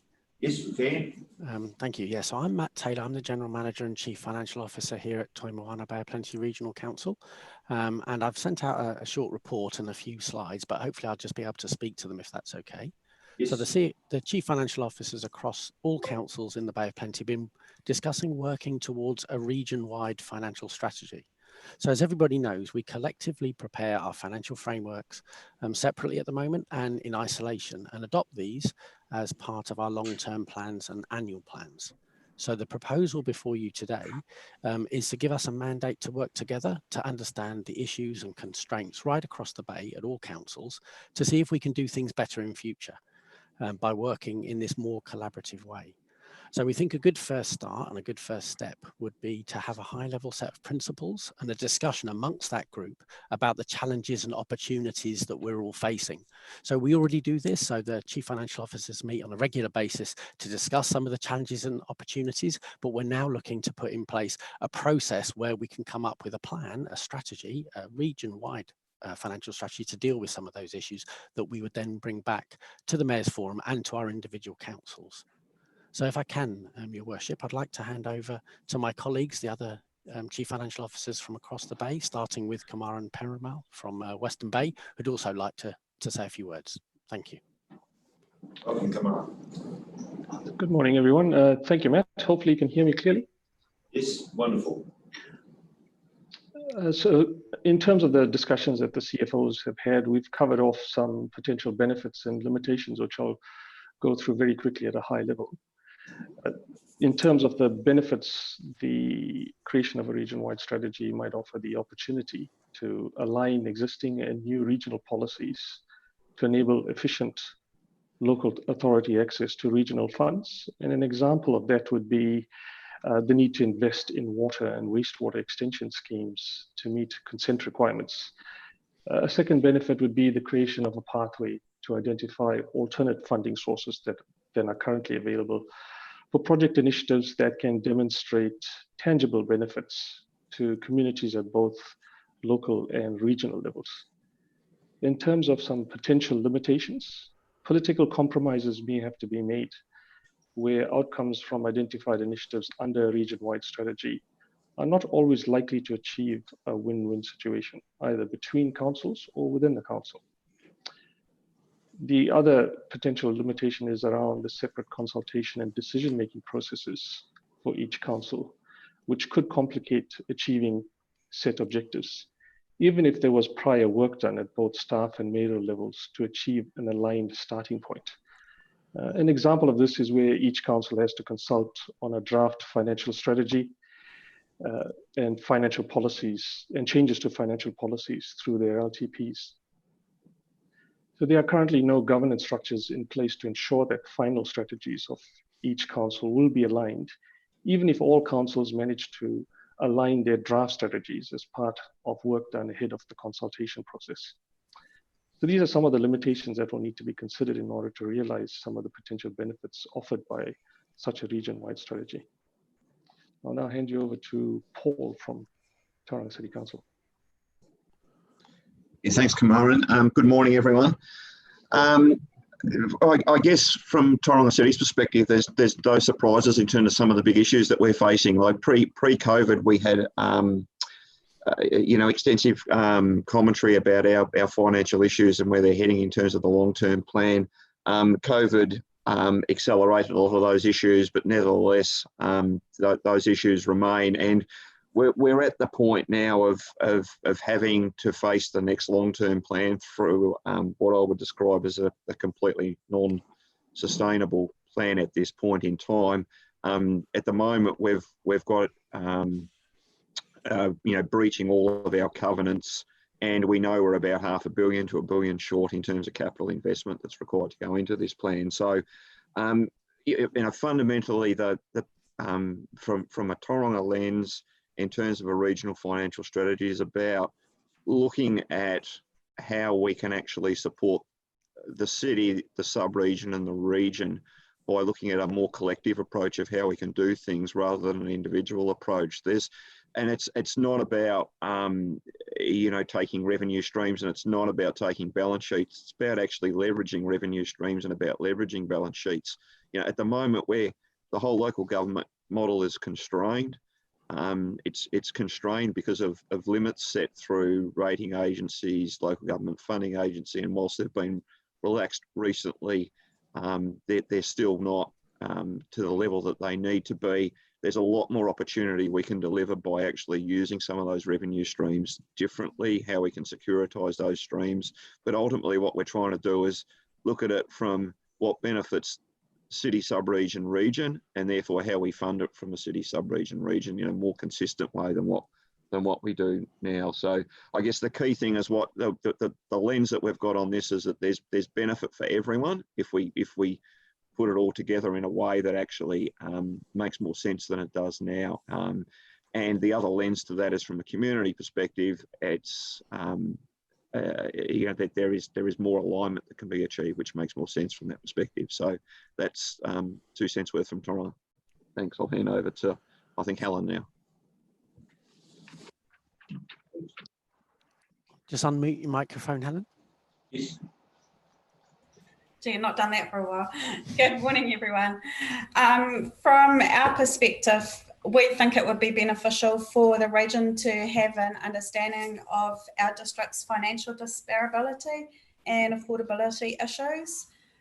We have a reasonable balance sheet. I wouldn't exactly say that it's strong, but we definitely have rates affordability issues. So a wider ratepayer view is definitely beneficial to our community.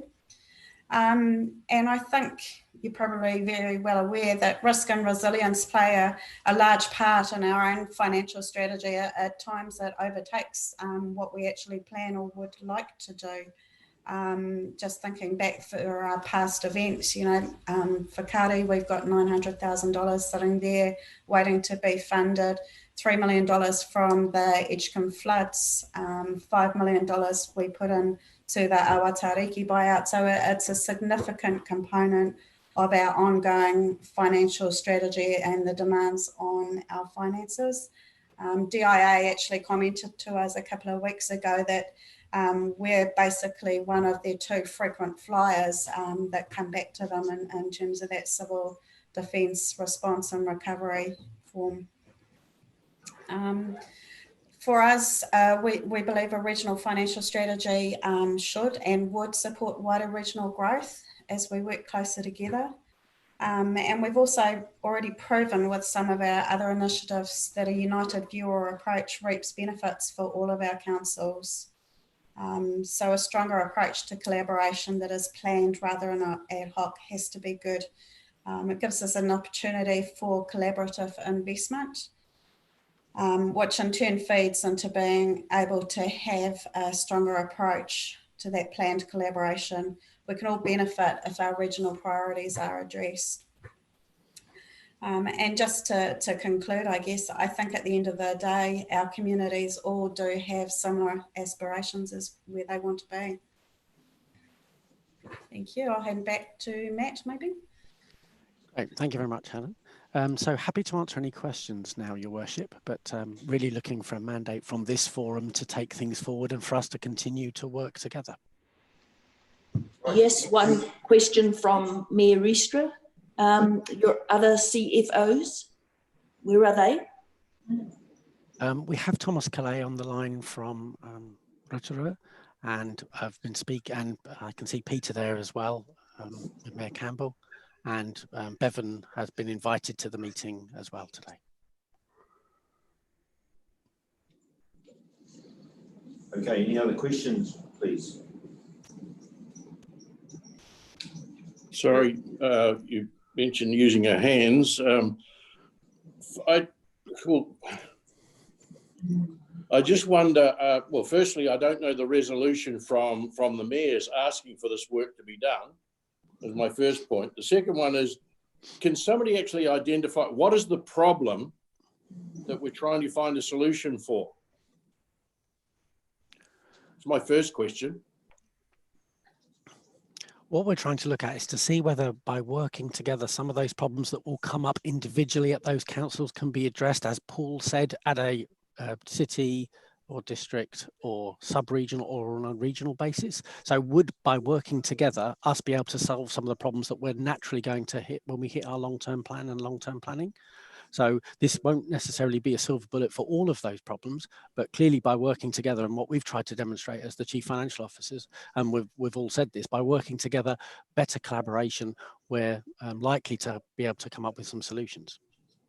If I can just jump in, Mayor Webber, I think one of the things that I probably didn't say what's strong enough is that our long-term plan will be basically unable to be achieved, which is not, I don't think it's going to be good for the sub-region or the region if we have to start pulling back on a lot of investment. Now, obviously, there's conversations going on a national level as well. There's things like infrastructure funding and financing that are progressing.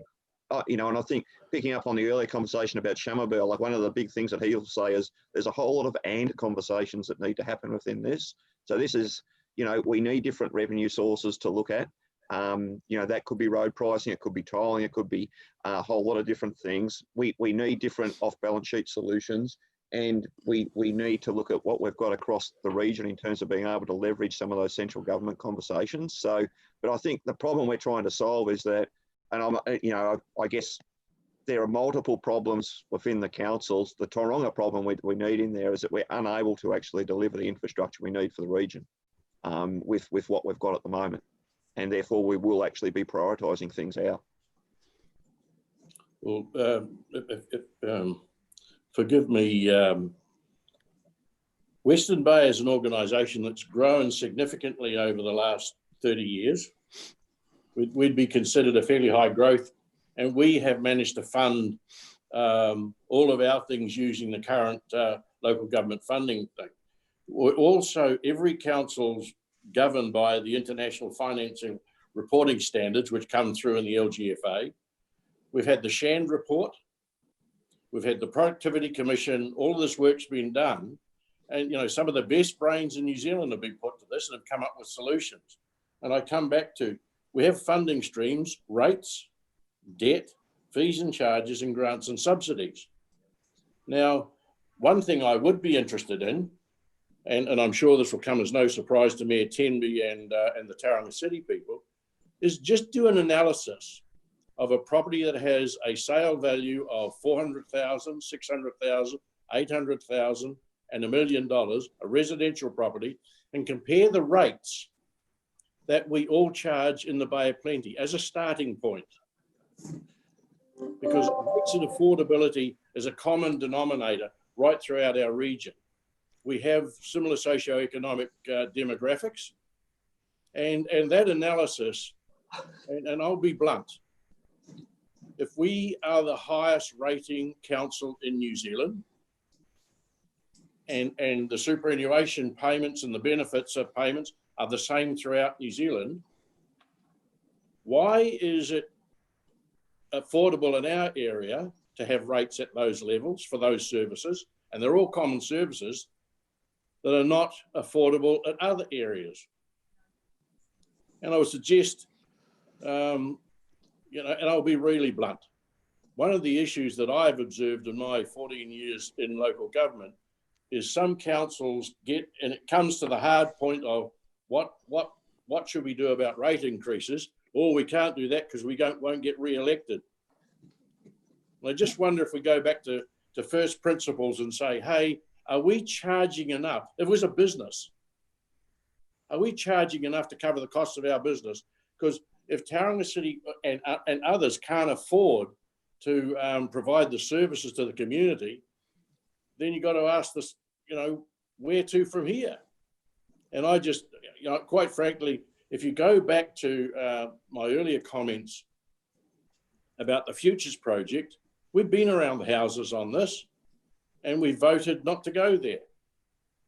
So I just, I can't see why we need to put any, and I'd have a great reluctance at our council to put a penny into this at all.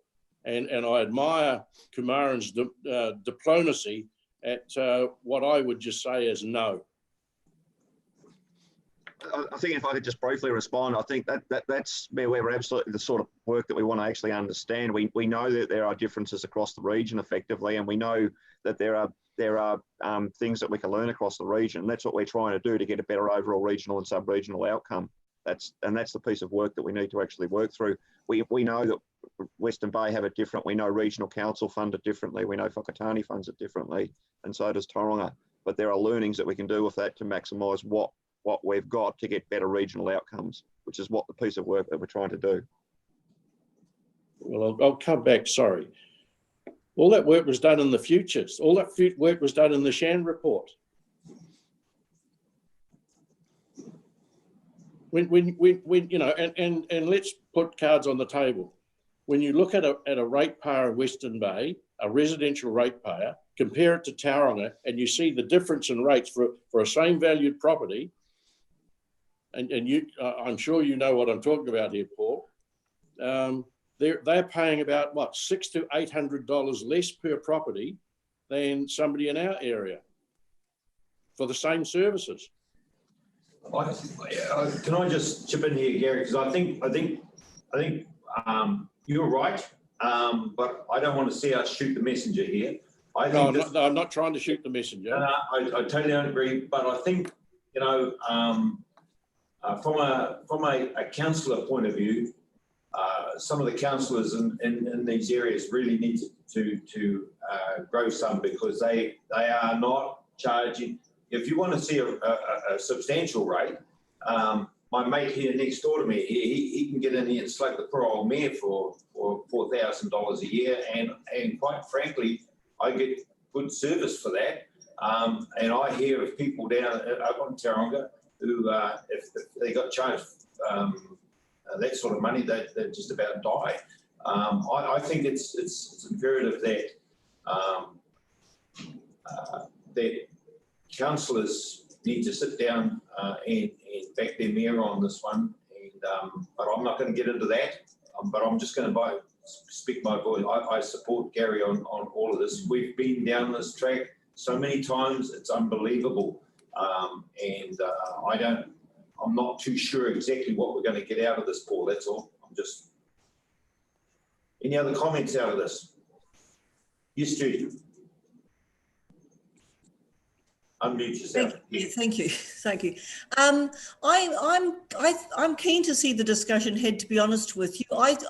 One of the things that's always been a puzzle to me in local government is the fact that we've not been good regionally at identifying what are the things that we could do best together, and what are the things we best left alone to our own devices to deliver for our own communities.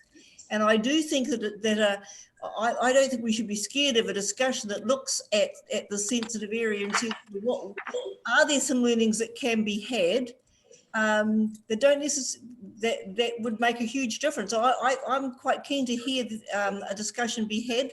I'm glad that our chief financial officers have begun that discussion, because I think they're very well placed to get a better understanding of where we could be making where we could learn from each other. Even it may even just be a learning curve that we go on that helps us, but also there may be some activities or some opportunities where by working together we can get a better outcome for everybody and a more effective costing. I'd love that discussion. I'd love to hear that discussion and see what conclusions could be arrived at. Lynn, you got it? Yes. Mayor Lynn. Thank you, Mayor Malcolm. So what having looked better at the recommendations that are before us, certainly happy to accept recommendation 1. The bit that is listed under the next steps, where the actual CFOs get together and have those discussions, I would like to see that happen before anything else works from there on. I've been in touch with my CFO, and he said he'd be interested to see what it would entail. He's pushed hard for affordability, and it's always the differences between the TAs is huge. He believes it won't reduce anybody's workload at all, especially us in smaller councils, but it would be well worthwhile understanding each other's perspectives. So the bit about the next steps, I think if that was able to be undertaken, if that would be something that the CFOs would agree on before we move forward into making anything else more formal. Is that possible? Gary. Yeah, I make the point, you know, what are we trying to resolve here? And we as a council have had no difficulty in you know, funding more infrastructure than most councils. Tauranga City may be alongside us. And we're an organisation that's reduced its debt over a 10-year period from 180 million down to about 90 million. So it's okay for us. Yeah, we got high rates, but that's right. I think the starting point, if the regional council can do an analysis of those 5 property values, 400, 600, 800, a million, sorry, 4, and compare the residential rates only across all of our current organisations, and say, where are the gaps and what are the causes are? And I think most of us know the answer. As Malcolm said, we've been talking about this for 12 years and I've been in local government. Surely somebody must have listened to us. And I don't want to shoot the executives here, because this is not an executive problem. I've seen the recommendation to most of the councils from the staff, but it's the councillors say, oh, we can't do that. So this is not a staff issue. This is a political issue. And I really don't want to see the staff in the gun for this. And I don't want to see the staff doing a hell of a lot of work when they know what the answer is.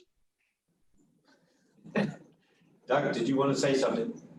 Yeah, thank you, Malcolm. Look, I think I don't want to make a comment on these issues, but I very well could. The issue we're facing here is the regional council is doing a comprehensive financial review of its strategy in terms of finance and the framework. We've reached out to our TLA colleagues to see whether or not they want to be part of that review. That will incorporate them having a good understanding of what our strategies and objectives are. It will, out of necessity, require them to put their issues on the table so we have a better understanding of the issues. And out of those things will fall the very issues that you have raised, Mayor Campbell and Gary. But let me be very clear. There is no room for prevarication here. This is the Regional Council's financial review strategy. We have some timelines in place, and I think the territorial authorities, you either want to be part of it or you don't, but we are not going to defer this body of work because we can't get agreement from everybody in the body. Okay. Well, we do have a recommendation there. People. Gary? Yeah, I think that I agree completely with what Doug is trying to do at the Regional Council, which is a Regional Council review of its finance and funding strategy. Mm. And that's different to putting forward a regional funding plan. Mm. You know, I applaud what the Regional Council is trying to do, and the point that Doug just made is, you know, we tell the Regional Council what our issues are or what support we may need from them. You know, I know from our own case, because we've seen this, we've discussed this. The Regional Council know exactly where we are, and that's okay. So I think this, as Lynn said, the first recommendation that we received, the report's fine.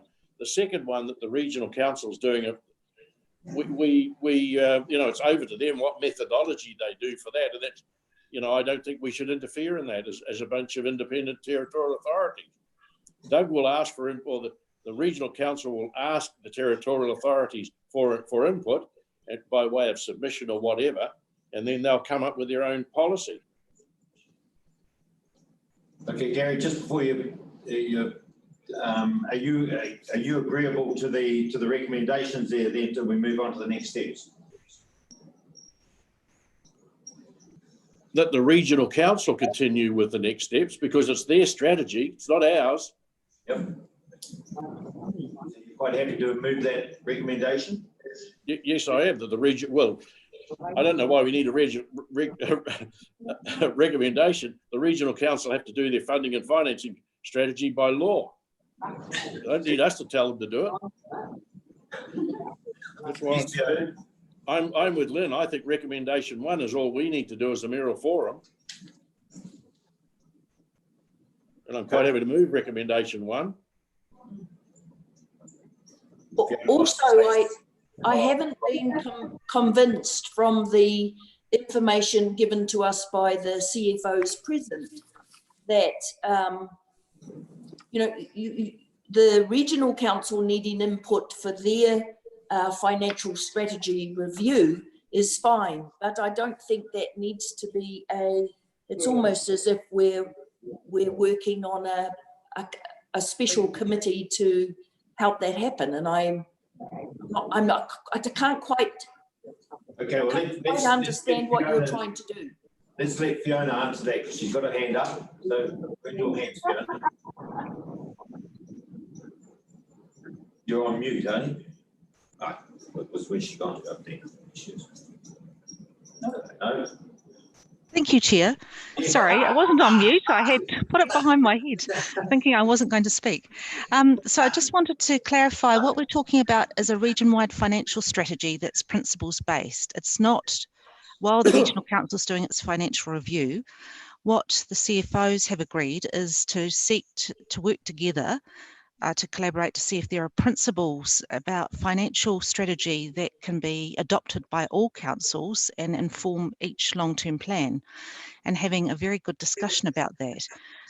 Mayors have talked about the principle of affordability or equity, and so the point of this work was for the CFOs to come together to talk about a principle-based strategy across the region that will then inform the respective financial strategies of each entity.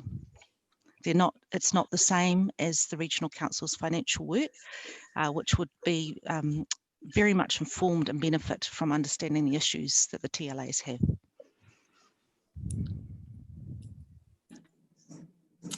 Gary?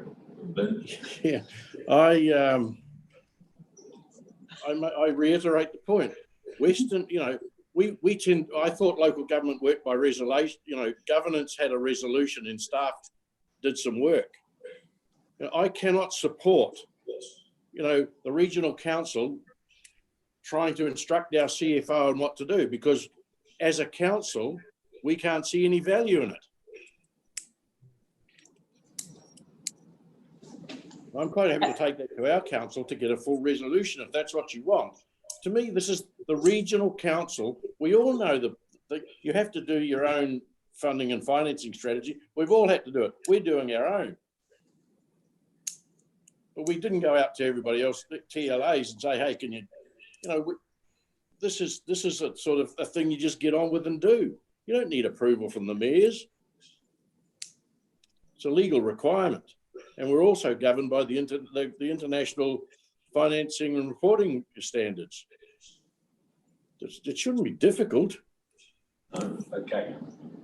I think also the discussion here is a difference around the focus of the 4 well-beings.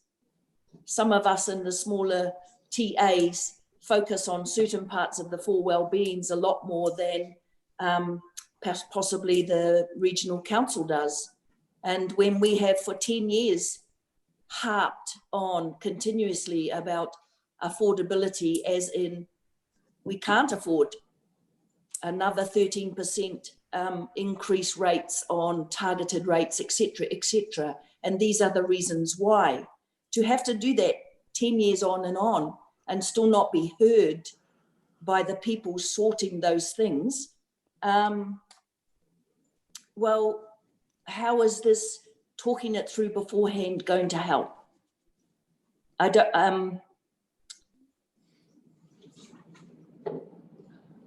feel that the discussions can be had on an informal basis for the regional council to be looking at where we come from, because certainly I know that the 3 in the Eastern Bays will be going on about affordability and on, but how much of that will you take on board for your principles?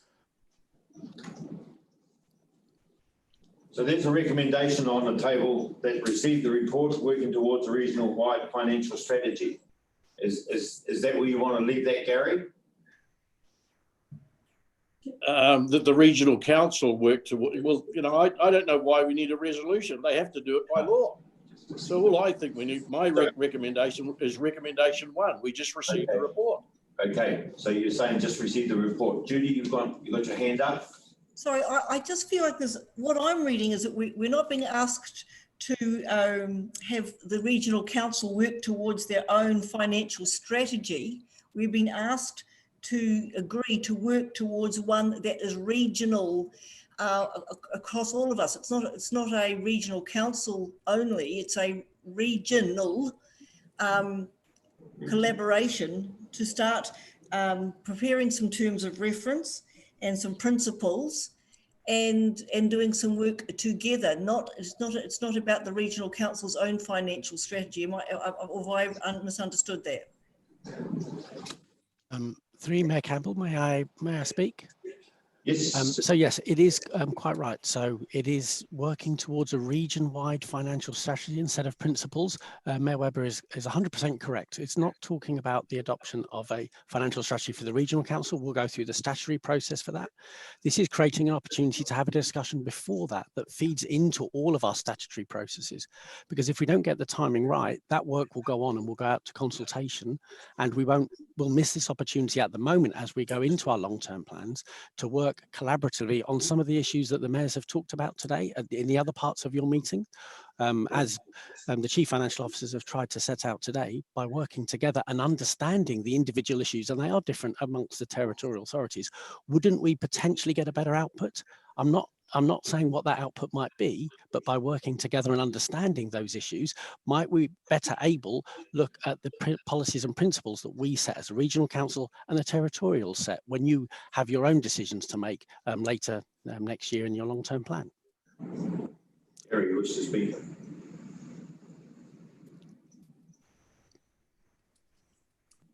Mayor Webber, you wish to speak? Yes. If you want to stick to principles, then most businesses, the thing they worry about, and we've got to consider ourselves as a business, is their financial viability. And you go to most of the cooperative structures around the world, they work at a debt to equity ratio of around 42 to 52%. So as a first thing, good practice would say in local government, you should have a ratio of around 125 to 150% income to debt. Now, are we, and the other thing I suggest it might be helpful for all of the councillors who haven't read the Futures Report to read the Futures Report. We've spent $750,000 already. Why we need to do it again, I don't know, and it's only 3 years old. But when you're talking about principles, you're talking about the debt to equity ratios. And how are we going to fund? You know, these are not, we don't need to reinvent the wheel. People have been doing this for over 100 years. If you don't get your numbers right, you go bankrupt. If you get them right, you stay in business. You know, I don't want to go through a finance lecture 101. Okay. Well, we've had a discussion about this, and I think we need to on behalf of the Mayoral Forum, we need to receive the report in principle anyway. But certainly, and there's only 4 of us mayors around the table here right now. Is that a forum? Sorry? Is that a? Yes, it is. I guess it is. Yes. Yes. But to agree to a financial officers or our financial officers, I don't. It would be interesting to hear what Jeff's got to say about that. Jeff Williams. Mayor Campbell, my apologies that Mayor Steve is not able to have continued with the meeting. Just our position for Rotorua is that we're in support of what Chief Leader was actually earlier talking about in our view. What we understood him to be saying was that the Regional Council does need to undertake a review of its financial strategy. That is a clear task. And what I heard in there was an invitation effectively for the TLAs to provide information to inform the development of that financial strategy, and in doing so to identify any opportunities that may exist for some sort of added advantage that would actually be able to be secured as opposed to the Regional Council doing that alone. So we're keen to provide input. Alignment of financial strategies across the region is at this point in my mind an interesting ambition, but I think we've got some very different financial strategies across the TLAs, and it would be fraught, I think, to say the least, to try and in any way harmonise those. I think in doing so we may well lose the ambitions of what our communities are telling us as to what it is that we are responding to. But I think there is an advantage, that said, to collaborate with the Regional Council in its review of its financial strategy. So Gary, just to move this forward, if we have the recommendation reworded there, can we move forward on this, or do we want to walk away from it? Because I think asking a fair question, just that it needs to be worded a bit different, I think.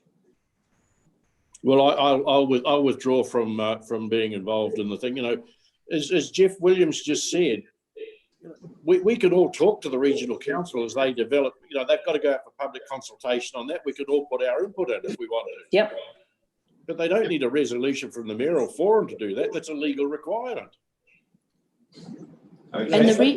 And the regional the Regional Council can make effect to all of our individual TAs'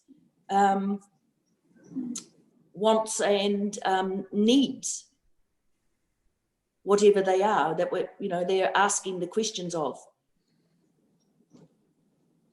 I'm happy to receive the report because we've heard about it, but I'm not prepared to go any further on it. Okay.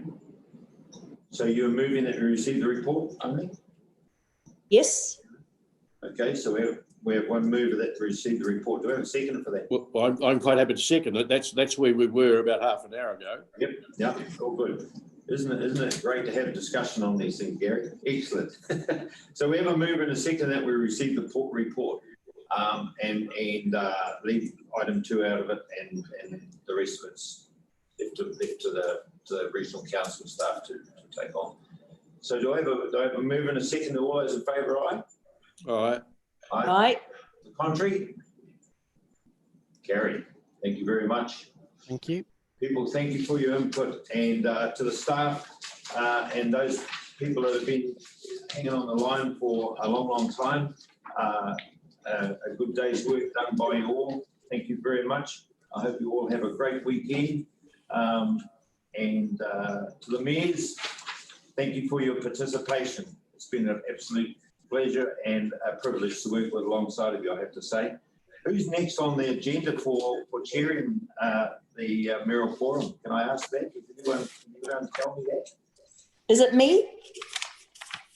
It might be you, then I don't know. All I can just say it was in alphabetical order, so it's the next one after K. Okay. All right. Oh, And in the districts.